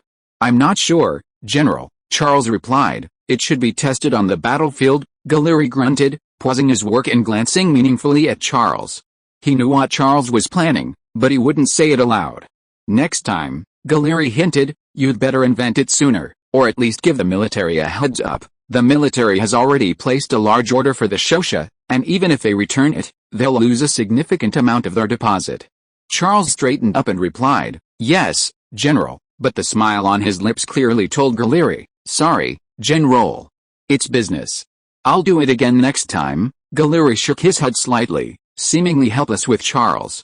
He took a document from a drawer and tossed it in front of Charles. We just received intelligence that the Germans seem to have developed a new tank. The Second Bureau has taken some photos. Charles hurriedly picked up the documents and eagerly opened them. eager to see what the Germans' new tank looked like. The lady in white, though possessing some intelligence, hadn't provided any photographs. Charles was disappointed. The tank was parked on a flatbed train, covered by a tarpaulin, so no details could be captured. However, Charles still gleaned some information from the train's length and width. It's a light tank, about the same size as the Charles A1, likely a German copy. That's what I think too, Galini nodded. Now there's a problem. How do we deal with this tank? Should we use the Charles A1 directly, or something else? He paused, then added, Foch is considering the Germans' approach, anti-tank rifles. He believes this is very effective against light tanks. What do you think? Charles stared at Gallieri in surprise. When Foch was mentioned, Charles knew this was likely Joffre's way of seeking victory from him. No one knew more about tanks than Charles. He was not only the inventor and the one who propelled them forward, but he had also commanded them to victory after victory on the battlefield. Now, Joffre knew the Germans had new tanks, and lacking confidence, he hoped to obtain some useful information from Charles to help him win this battle, a battle where victory was the only option. What's the problem? Gallieri asked, noticing Charles's unusual expression. Charles then knew that Gallieri was unaware of the truth. Their attack plan was aimed at Gallieri. Joffre was likely packaging anti-tank as an academic issue, such as considering future warfare as a precaution. Nothing, Charles said honestly. I don't think we should develop anti-tank rifles. Because currently, anti-tank rifles might still be somewhat useful, but with technological advancements, tank armor will inevitably become thicker, and anti-tank rifles will eventually be obsolete. This is determined by the armor-piercing capability of anti-tank rifles. 25 mm of steel plate is almost its limit. To increase armor-piercing capability further, the recoil would be unbearable for the soldiers. The 37 mm gun is a very good alternative, Charles said. Its armor-piercing capability is clearly superior to that of anti-tank rifles, and it has greater potential for development. Charles had presented Joffre with a difficult problem. Want to win? Buy my artillery. Chapter 371 Force Deployment. At the French General Headquarters, Joffre was in his office discussing the upcoming offensive with several staff officers, sketching on a map. We need artillery, Joffre said, pointing his pencil towards the enemy. 105 mm howitzers, but General, one staff officer looked up in confusion. We discussed before that special artillery units shouldn't have prolonged artillery preparations during the attack. You idiot, Joffre interrupted, showing no mercy. That's because we're worried the enemy will have time to organize artillery fire to cover our tanks. We need 105 mm howitzers for that too. They can suppress enemy artillery, something 75 mm guns can't do. Yes, General, the staff officer quickly replied. Joffre gave the staff officer a disapproving look. It was precisely because the command post was filled with such fools that he had to risk embarrassment by adopting Charles's plans and tactics. What Joffre hadn't considered was that the staff officer's behavior was also related to them. The French army, long guided by offensive doctrines, and with only 75 mm guns, their tactics were rigid and monotonous, lacking other requirements, leading to a rigid mindset over time. Joffre then pointed to 2 points on their own defensive line, saying, 105 mm artillery regiment on each side, left and right. Only in this way can we effectively provide fire support for the attacking forces. The staff officer hesitated, looking at Joffre. General, we only have one 105 mm howitzer regiment. Then form another one immediately, Joffre ordered impatiently, by any means necessary. Yes, sir, the staff officer replied, immediately turning to make contact. The 105 mm howitzer was the French M1913 model, developed by Schneider in 1913. However, due to the superiority of the 75 mm gun, other artillery was abandoned, resulting in only 3 in the entire army at the start of the war. Schneider also lacked the machinery and personnel reserves. Even with emergency production, only 31 guns had been produced to date, barely enough to equip one artillery regiment. Note, an artillery regiment typically has 36 guns. The image above shows the French M1913 howitzer, with a range of 12,000 meters. It was no less capable than the German 105 mm howitzer, but its limited production meant it could never overcome its disadvantage in artillery warfare. A short while later, the staff officer returned, nervously telling Joffre, General, Schneider's reply is that there's only one way, import it from Italy. Italy had acquired the production rights from Schneider a year ago. and they valued this artillery piece highly, producing it in large quantities. Currently, they probably possess the largest number of these guns. Joffre gritted his teeth. The French army was actually going to import French artillery from another country, and from their ally, Italy. Just as Joffre was considering whether to swallow his pride and have a diplomat contact Italy, Deputy Commander-in-Chief Carnegie hurriedly entered the office with a telegram. He glanced at the staff officer in the room and then gave Joffre a meaningful look. Joffre understood, immediately ending the discussion and dismissing the communications officer as well. They weren't discussing classified information, but rather the fact that Joffre secretly consulted Charles about something that couldn't be known to others. Carnes cautiously closed the door, turned, and handed the intelligence to Joffre, lowering his voice to say, "Charles believes we shouldn't develop anti-tank rifles. Their biggest flaw is the excessive recoil, making them difficult to use. Once the enemy strengthens their tank armor, they'll be obsolete." Joffre considered for a moment, then hummed in agreement. He had to admit the analysis made sense. The anti-tank rifles captured from the Germans did indeed have this flaw. However, if they didn't develop anti-tank rifles, how would the French army deal with the Germans' new tanks? The combination of the heavy Saint-Saint and the Saint-Saint M21 was designed to counter the German A7V tank. But now the Germans had suddenly produced a new tank, and a light tank at that. At this point, Keynes added, "Charles means we can equip the infantry with 37mm guns for anti-tank warfare." Joffre paused, then nodded slightly. The Charles A1 used this small caliber gun, which could easily penetrate the armor of the A7V. Penetrating German light tanks shouldn't be difficult. If this gun were mass-produced and equipped, the infantry's anti-tank capabilities would see a qualitative leap. However, thinking deeper, Joffre frowned with concern. "This gun belongs to Charles," Joffre said. "Buying this gun means handing the business over to them." Due to Joffre's influence, French frontline troops rarely equipped themselves with 37mm guns, especially Army Group Center and Army Group East, which Joffre directly commanded. Keynes suggested, "We only need to equip them in small batches, General. 100 or 2 would be enough to equip the 1st Special Artillery Division." Joffre gently shook his head. "The key point is that we don't know where the enemy tanks will appear." Keynes instantly understood. He made a mistake, assuming that wherever the French attacked, the Germans would send tank units to block them. In reality, this was unlikely. The French offensive would unfold under strict secrecy, and the Germans wouldn't know the French's intentions or locations. Unless, several days after the offensive began, the Germans decided to use tanks to encircle and intercept the French. Joffre glanced at the map on the table again, thoughtfully saying, "If we use tanks to break through the German lines, and the Germans also use tanks to break through our lines, that's not a victory." Understood, Carnes replied. The British wanted a remarkable victory, only then could they bring Italy into the Entente. Then Carnes understood Joffre's dilemma. To defend against a possible German attack, we need to fully equip our forces with Charles's 37mm guns. Joffre nodded slightly. "Only then will it be a remarkable victory." Carnes considered for a moment, then sighed deeply. Equipping 1,000,000 troops with these guns would require at least tens of thousands, undoubtedly a huge business deal. More importantly, the large-scale deployment of mortars had already displeased Schneider, and now it was the 37mm mortar.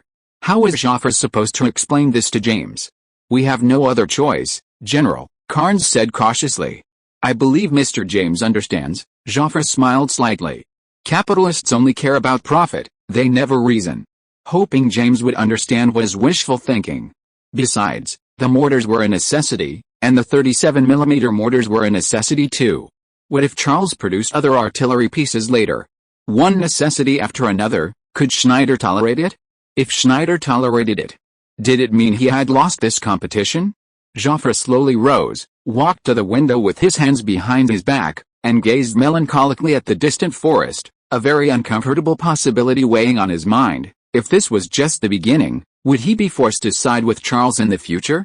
If you are listening to this novel on a channel other than Fanfic World, it means it was downloaded and re-uploaded without effort.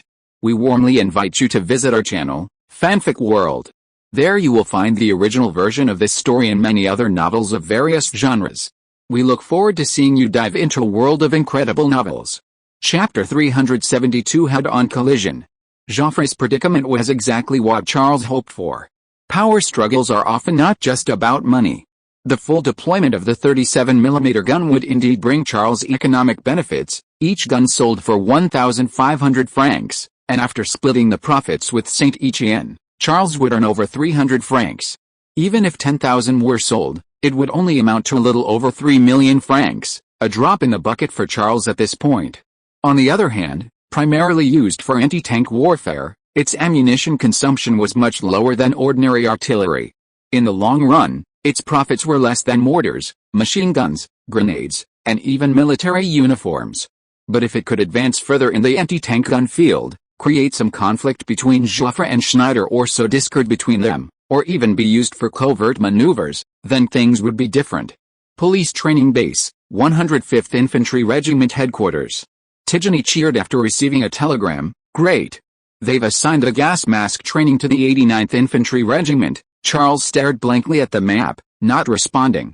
Tidjany patted him on the shoulder as he passed by, continuing to complain. You have no idea how tedious it is, repeating those simple steps over and over again. I'd rather have the soldiers run laps around the parade ground. Charles casually replied. What? Gas masks don't suit your aesthetic. That's not what I meant. Tidjany walked to his desk and sat down, casually picking up a pencil and shaking it in Charles's direction. It's like a sword should be displayed on the battlefield, gleaming with a chilling light that terrifies the enemy, not displayed in a museum. Then you should have your soldiers running on the battlefield, Charles said. Tidjany smiled and shook his head. I meant repeatedly wearing gas masks. It doesn't help in war. Charles didn't pursue the matter further. He didn't intend to delve into Tidjany's philosophy of the art of war. It was too abstract for him. Dominic knocked and entered, excitedly telling Charles, General, Jeff has placed an order with Saint Etienne for 37mm howitzers, 10,000 in the first batch. Charles grunted in agreement. This was expected. What's Schneider's reaction? Charles asked. Dominic scoffed. I don't have any more information, but I heard Schneider has slowed down the production of the 105mm howitzers. Good idea, Charles thought to himself. The 105mm howitzers were also something Jeff desperately needed. Slowing down the production was putting pressure on them. Silence spoke volumes. It showed that Jeff and Schneider were already secretly vying for dominance. Tidjany interjected. This seems detrimental to the war. The military desperately needs the 105mm howitzers, not just Jeff. This was Tidjany's unique perspective. He always considered the overall war effort, not whether it would be profitable or a blow to Jeff or Schneider. Then it depends on whether the 37mm howitzers or the 105mm howitzers are more important, Charles replied. Tidjany stared at Charles in astonishment. You think the 37mm howitzer is more important than the 105mm howitzer? Most people wouldn't come to this conclusion. The 105mm howitzer was capable of confronting German artillery, while the 37mm howitzer clearly couldn't. You should think of it this way, Charles said. To date, the monthly production of 105mm howitzers is only about 5. How much of an effect can these guns have on the battlefield? What can they change? But the 37mm howitzers have a large stockpile and a much shorter production cycle. They can be deployed to the battlefield and effective in a short time. The 37mm howitzer stockpile was a preparation of the Saint Etienne arsenal. Steed was certain that this unique item would sell well, so he had allowed production to proceed at full speed from the beginning. Tidjany paused for a moment, then understood. Production volume. Production volume is also a decisive factor, a new variable. A glint of excitement flashed in Tidjany's eyes. He had rarely paid attention to production volume before, thinking it was just a matter of investing manpower and money, and then it was a matter of time. Now it seemed that wasn't the case, especially during wartime. Standing to the side, Dominic thought of the Saint Etienne II machine gun, which had been in mass production even before its official launch, with a monthly output of 3,000 units. This output was less than the Chauchat's 10,000 units per month. But considering its quality and service life, the Saint Etienne II would undoubtedly crush the Chauchat. Charles, however, remained focused on the map. Joffre's order for the 37mm gun meant he was completely unaware that Charles had led him into a trap. That fool. At that moment, a staff officer rushed out of the communications room, his voice tense. General, the Germans have launched an attack. In Cambrai, they've concentrated over 200 tanks, under the cover of aircraft and artillery, attempting to break through our defenses. Everyone was shocked. Over 200 tanks, plus aircraft, The Germans had clearly planned this for a long time, and France hadn't received a single tip-off. Only Charles remained calm. This was exactly what he wanted. Charles had known from the beginning that in this race for Italy, the Allies needed a remarkable victory, and Germany needed one too. Therefore, it's not hard to guess that France was preparing to attack, and Germany was also preparing to attack. If the French army advanced first, the more tactically flexible German army would likely not use its main force to encircle and intercept them. Instead, they would choose to use an infantry plus anti-tank rifle plus K-round strategy to stop the main French force, while the main force attacked the French defenses as planned. This would evolve into a you fight your way, I fight my way scenario, with the outcome depending on who achieved greater results. If the German army launched the attack first, things would be different. Due to Joffre's obstruction, the 37mm gun had not been widely adopted by the French army, and French soldiers lacked anti-tank rifles and K-rounds. The infantry had nothing to fight against tanks, they were simply targets in front of enemy tanks. Thus, there was only one way to stop the main German force, the 1st Special Artillery Division. This would cause the tanks of both sides to collide violently, a head-on collision, what an exciting sight. Charles wasn't gloating, he simply wanted to learn more detailed data about the new German tanks through such a battle, such as armor thickness, tank speed, gun armor piercing capability, and their advantages. Of course, he was also happy to see his troops, equipped with the Saint-Chamond tanks, suffer a crushing defeat at the hands of the Germans under Joffre's leadership. This would be a double blow to both Joffre and Schneider. Why not? Tigeny was busy reading telegrams and analyzing the battle situation with his staff, oblivious to Charles's expression. Dominic, however, noticed it, thinking, could this have been part of Charles's plan? No, it wasn't. This was a scheme he had orchestrated. He wasn't offering the 37mm guns to make money, nor to compete in the artillery field, but to delay Joffre's attack. Joffre should have launched his attack long ago, but hesitated on the 37mm gun issue. By the time he finally decided to place the order, he had already missed the initiative. Chapter 373 Flanking Tactics. The French High Command was in chaos. No one, including Joffre, expected the Germans to attack before the French. A planned offensive was quickly changed to a defensive one. What's the terrain like in Cambrai? Joffre asked anxiously. Hard ground, General, Carnes replied, his eyes filled with fear. Hard ground suitable for tank attacks. Carnes had previously identified all the hard ground along the defensive line based on Charles's advice, and Cambrai was one of them. However, because it was located in northern France and within the defense zone of Foch's Army Group North, it was excluded. Soon, the staff presented Joffre with more detailed information: solid chalk soil, with a vast, flat area within a 10-mile radius. Joffre closed his eyes in frustration. Through the preparations for the attack, he knew this terrain wasn't just suitable for tank attacks, but perfect. Why haven't we heard a thing? Joffre complained angrily, opening his eyes. He had no idea the Germans were preparing an attack.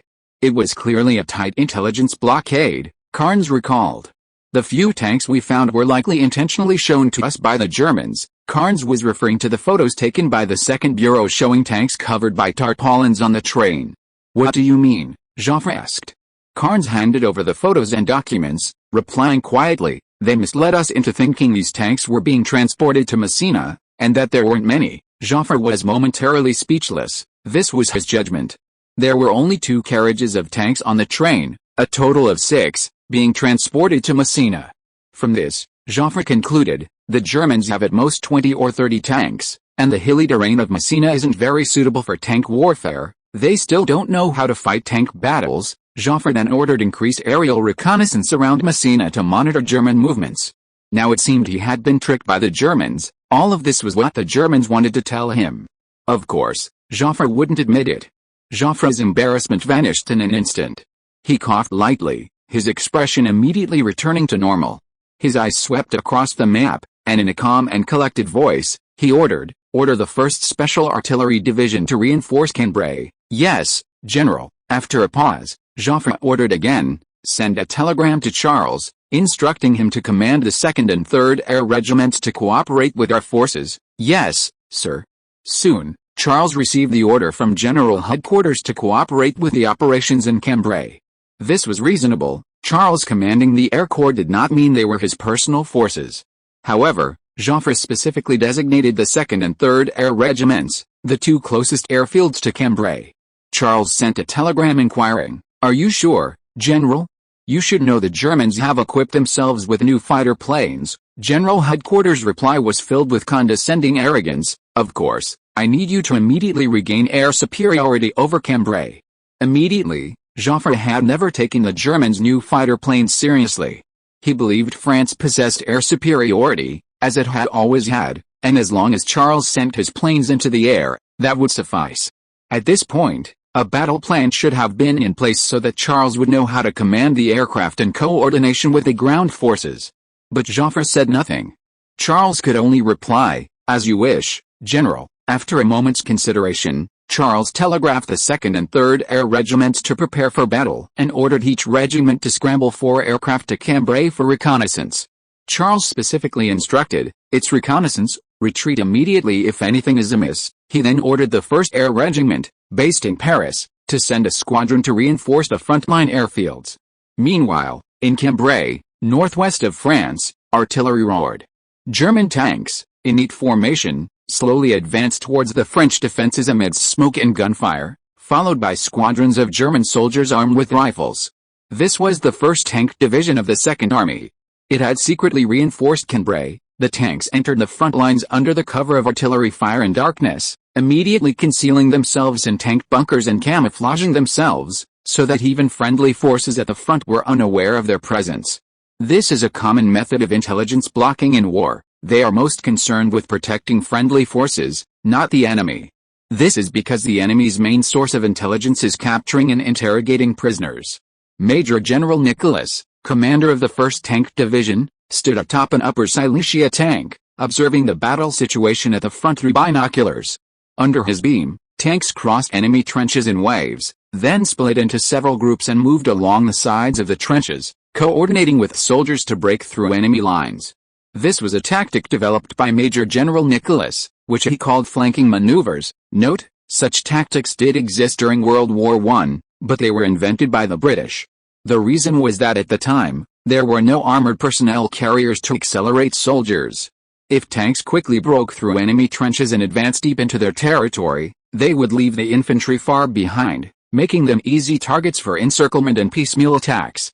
Therefore, during this period, it was common for tanks to break through trenches and then turn back to use machine guns and artillery to coordinate with infantry to recapture the trenches. Watching the French troops fall one after another under the tanks' machine gun fire, soon collapsing and fleeing, Major General Nicholas smiled with satisfaction.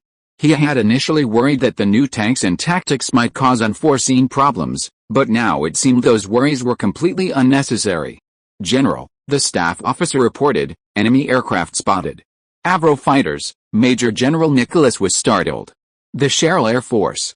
They said the new Fokker E-1 could easily shoot down the Avro, but without actual combat experience, who could be sure? Especially against the Cheryl. No one could underestimate the Cheryl, or they would learn a harsh lesson. "Number?" Major General Nicholas asked. "4 in each direction," the staff officer replied, "8 in total. They are searching for our reconnaissance aircraft." The staff officer's implication was clear: let the Fokker E-1s go, now was the perfect time to test them. Major General Nicholas also felt the urge, but after a moment's consideration, he restrained himself. "Ignore them," Major General Nicholas ordered. "General," the staff officer said, somewhat unwillingly, "our reconnaissance planes are being destroyed by them," Major General Nicholas coldly ordered. "Order them to accelerate and escape, maintaining distance from the enemy aircraft." "Yes, sir," the staff officer replied helplessly. Nicholas keenly sensed that this was likely a test by Charles. Then, an even more terrifying thought occurred to him: if Charles was deliberately testing them, did it mean that Charles already knew the mortal forces possessed new types of fighter jets? Even more alarming, had Charles also developed new types of fighter jets? Chapter 374 What I Want is Offense. In the afternoon, the Cambrai train station was bustling with activity. The distant sound of artillery fire grew increasingly intense. Wounded soldiers and troops evacuated from the battlefield waited anxiously on both sides of the tracks. Several trains slowly pulled in one after another, emerging from the steam. Some carried fully armed soldiers, others equipment and ammunition, and 2 towed equipment covered with tarpaulins, clearly St. Salmon tanks. Before the trains had even come to a complete stop, Major General Christine eagerly jumped off. He looked around, then turned to his bodyguards and ordered, "Find a few people who have seen German tanks and bring them to me now." "Yes, sir," the guards responded, splitting up to search under the lieutenant's command. Christine casually lit a cigarette, his brow furrowed. His mission was to hold off the German tank forces in the Cambrai area. However, he knew nothing about the enemy's new tanks, or their new aircraft. Christine looked up at the sky. There was nothing there. It was said that both sides' air forces maintained sufficient caution, knowing and wary of each other's new fighters, neither willing to expose their new aircraft to the enemy first. Only under Charles's command could such a situation arise, Christine thought. The skies were a battle between experts, a psychological contest, a test of who would ultimately lose their composure. But how could he, responsible for the ground, fight? Christine turned his gaze to the St. Chamond and St. Chamond M21 tanks being unloaded from the train behind him. With them? Christine shook his head slightly. He had no confidence whatsoever. The heavy St. Chamond had already proven unsuitable for the battlefield, and the St. Chamond M21 was a light tank that hadn't been battle-tested. Most importantly, it lacked a rotating turret. Christine had seen the Charles A1 and believed all tanks should be like it. Now, Christine could only hope that the Germans' new tanks also lacked rotating turrets. However, reality disappointed Christine. Soon, several wounded soldiers, their bodies bandaged and stained with blood, were brought before Christine. The guard reported, "General, they've all seen the enemy tank." Christine grunted expressionlessly, staring at the bearded soldier with a sling in his left arm, and asked succinctly, "Describe what it looks like." "What does it look like?" The bearded soldier was bewildered. "Tracks, cannon, and machine gun." He had no idea what the tank's key features were, and could only describe it like this. Christine interrupted the bearded soldier. "Turret? Does it have a turret?" "Of course." The bearded soldier nodded firmly. "Not just a turret, but 3 turrets." "3?" Christine was startled. The other wounded soldiers nodded in agreement. Yes, there were 3 in total. It should be 1 turret and 2 machine gun turrets. The machine gun turrets are 1 in front and 1 behind, slightly shorter than the turret. The image above is a 3-view drawing of the Upper Silesia tank, clearly showing the positions of the turret and 2 machine gun turrets. It's worth noting that its drive wheels are neither in the front nor the rear, but in the middle. "Can it rotate?" Christine asked nervously. "Can their turrets rotate?" All turrets could rotate, but Christine wanted to confirm, desperately hoping for a negative answer. However, the bearded wounded soldier nodded firmly. And the other wounded soldiers added one after another. "I saw it rotate." With a cannon, they circled around to the rear of our trenches and launched an attack. "We're in a pincer movement." "Yes, their infantry are in front of us, but the tanks are behind us. We don't know what to do." Christine's face grew increasingly grave, and the last glimmer of hope in her eyes vanished. After a moment of stunned silence, Christine asked weakly, "Their speed, their armor thickness, or anything else you know?" The wounded soldiers shook their heads blankly. "Sorry, General, we didn't capture any enemy tanks. We don't know anything about them. Their speed should be around 10 kilometers per hour. I saw them charging. Perhaps you should capture a few prisoners from the Germans, that way you'll know more." Christine waved her hand dejectedly, indicating they could leave. But before the wounded soldiers had taken more than a few steps, Christine had a sudden inspiration.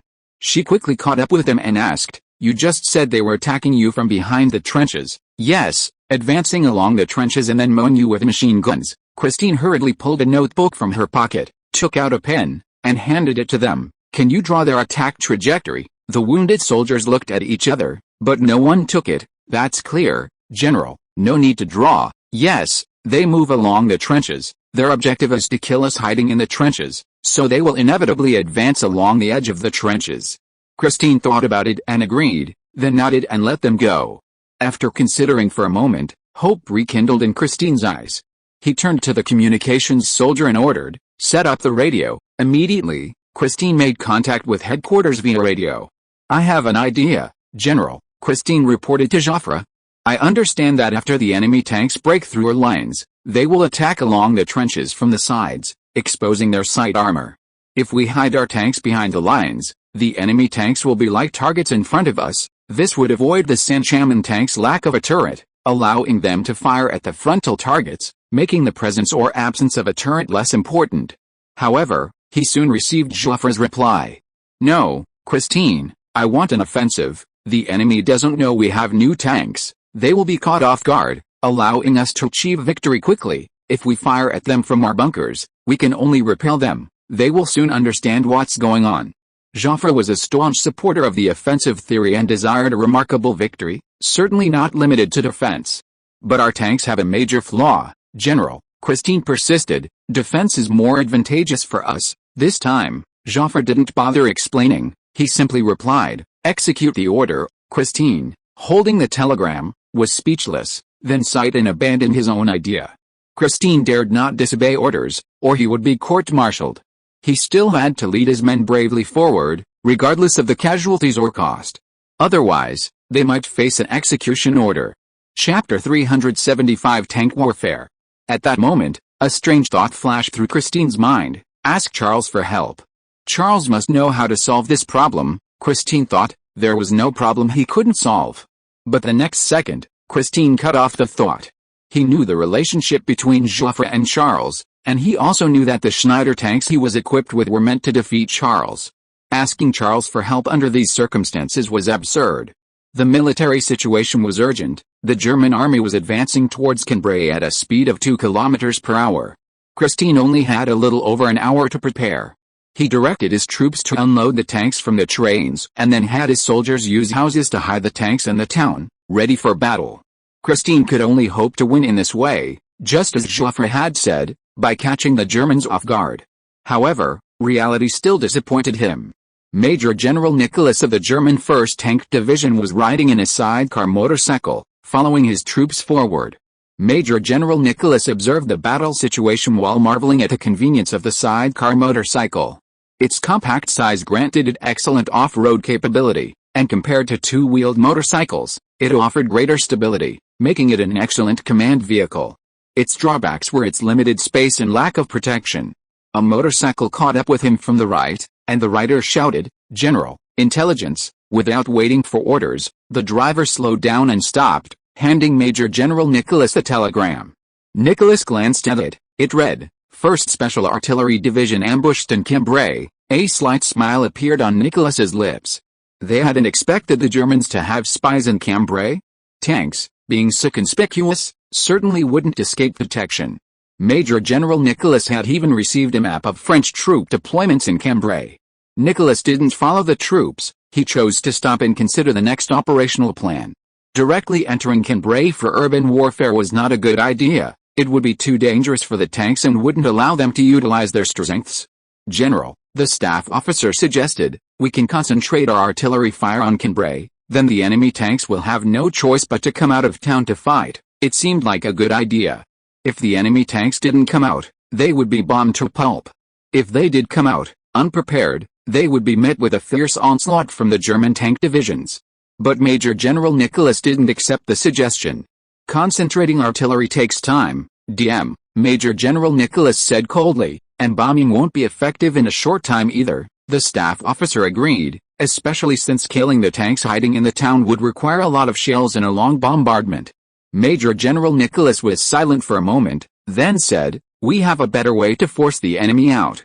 In Cambrai, Christine stood on the church bell tower, holding binoculars. It was the highest point in town, offering a clear view of the situation several kilometers away. Entering the field of vision were the retreating French troops, scattered here and there, many abandoning their backpacks, ammunition, and other heavy items in their haste to escape. Christine shook her head inwardly. It had been a long time since she had seen the French army in such a sorry state. Suddenly, a cloud of dust appeared on the horizon, followed by several tanks. Christine could see clearly, they did indeed have turrets, just as the wounded soldiers had described, 3 turrets in total. Prepare for battle, Christine ordered. The signalman relayed the order with signal flags, and the tanks waiting in the street started up, preparing to attack the enemy. Just then, the enemy tanks slowed down. Then, instead of advancing towards Cambrai, they changed course, moving towards Cambrai's flank. Christine was startled and immediately put away his binoculars and opened his map.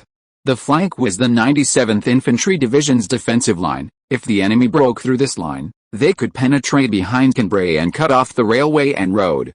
Christine was shocked. He knew what the Germans were going to do, and he also understood that there wouldn't be a surprise attack. The Germans clearly knew the 1st Special Artillery Division was here. Christine acted decisively, ordering, out of town, out of town. Tanks drove one after another along the streets of Cambrai towards the Germans, the heavy St. Chamond tanks in front, followed by the St. Chamond M21s. This was the St. Chamond M21's embarrassing weakness. Its road speed was 28 km per hour, but this tire-based mobility was practically useless. Its tracked speed was only 6 km per hour, its operational capability, much slower than the heavy St. Chamond's 10 km per hour. A light tank slower than a heavy tank? And without a rotating turret? Christine couldn't imagine what fool could invent such a thing and use it on the battlefield. It was practically murder. Even more ridiculous was that they actually thought they could defeat the Germans with this. The tanks assembled outside Cambrai, forming a wedge shape facing the Germans, a standard offensive formation. Only then did Christine realize he'd been tricked. The German tanks had also formed ranks facing this direction. They seemed to have anticipated the French advance and were waiting for this moment. Several shells whistled through the air, exploding near St. Chamond, kicking up clouds of dust. The closest shell was only a dozen meters from the tanks. Christine felt a surge of tension. This was a test firing by the enemy artillery. Soon, a barrage of shells would rain down on the tank formation, a fatal blow. Attack, Christine ordered, simultaneously putting away his binoculars and running downstairs to be with his troops. Northeast of Cambrai, on a flat, open field, 2 groups of tanks, billowing smoke, charged towards each other. Initially, they moved slowly, seemingly waiting for their soldiers to catch up, but soon both sides forgot this and accelerated, leaving their soldiers far behind as they charged towards the enemy. The 2 steel torrents collided violently. Gunfire erupted instantly, mingled with the clanging of bullets hitting armor like popping beans. The St. Chamond tanks charged relentlessly into the enemy lines, their 75mm guns firing rapidly at the enemy as they advanced. They dared not stop to aim, for doing so would make them easy targets. Perhaps due to the dense concentration of enemy tanks, or perhaps due to the high rate of fire of the 75mm guns, a few shells were fortunate enough to hit German tanks, instantly sending plumes of smoke into the air before bursting into flames. The St. Chamond M21s behind them couldn't keep up. At 6 km per hour, they were barely faster than the infantry, and were quickly left behind by the heavy tanks. Everyone, including the French infantry, charged towards the enemy, shouting battle cries, bayonets already fixed to their rifles. However, they were facing the German Upper Silesia tanks, a tank developed under the influence of the Char A1. End of this chapter. Thank you so much for reading until the end. Don't forget to give it a like.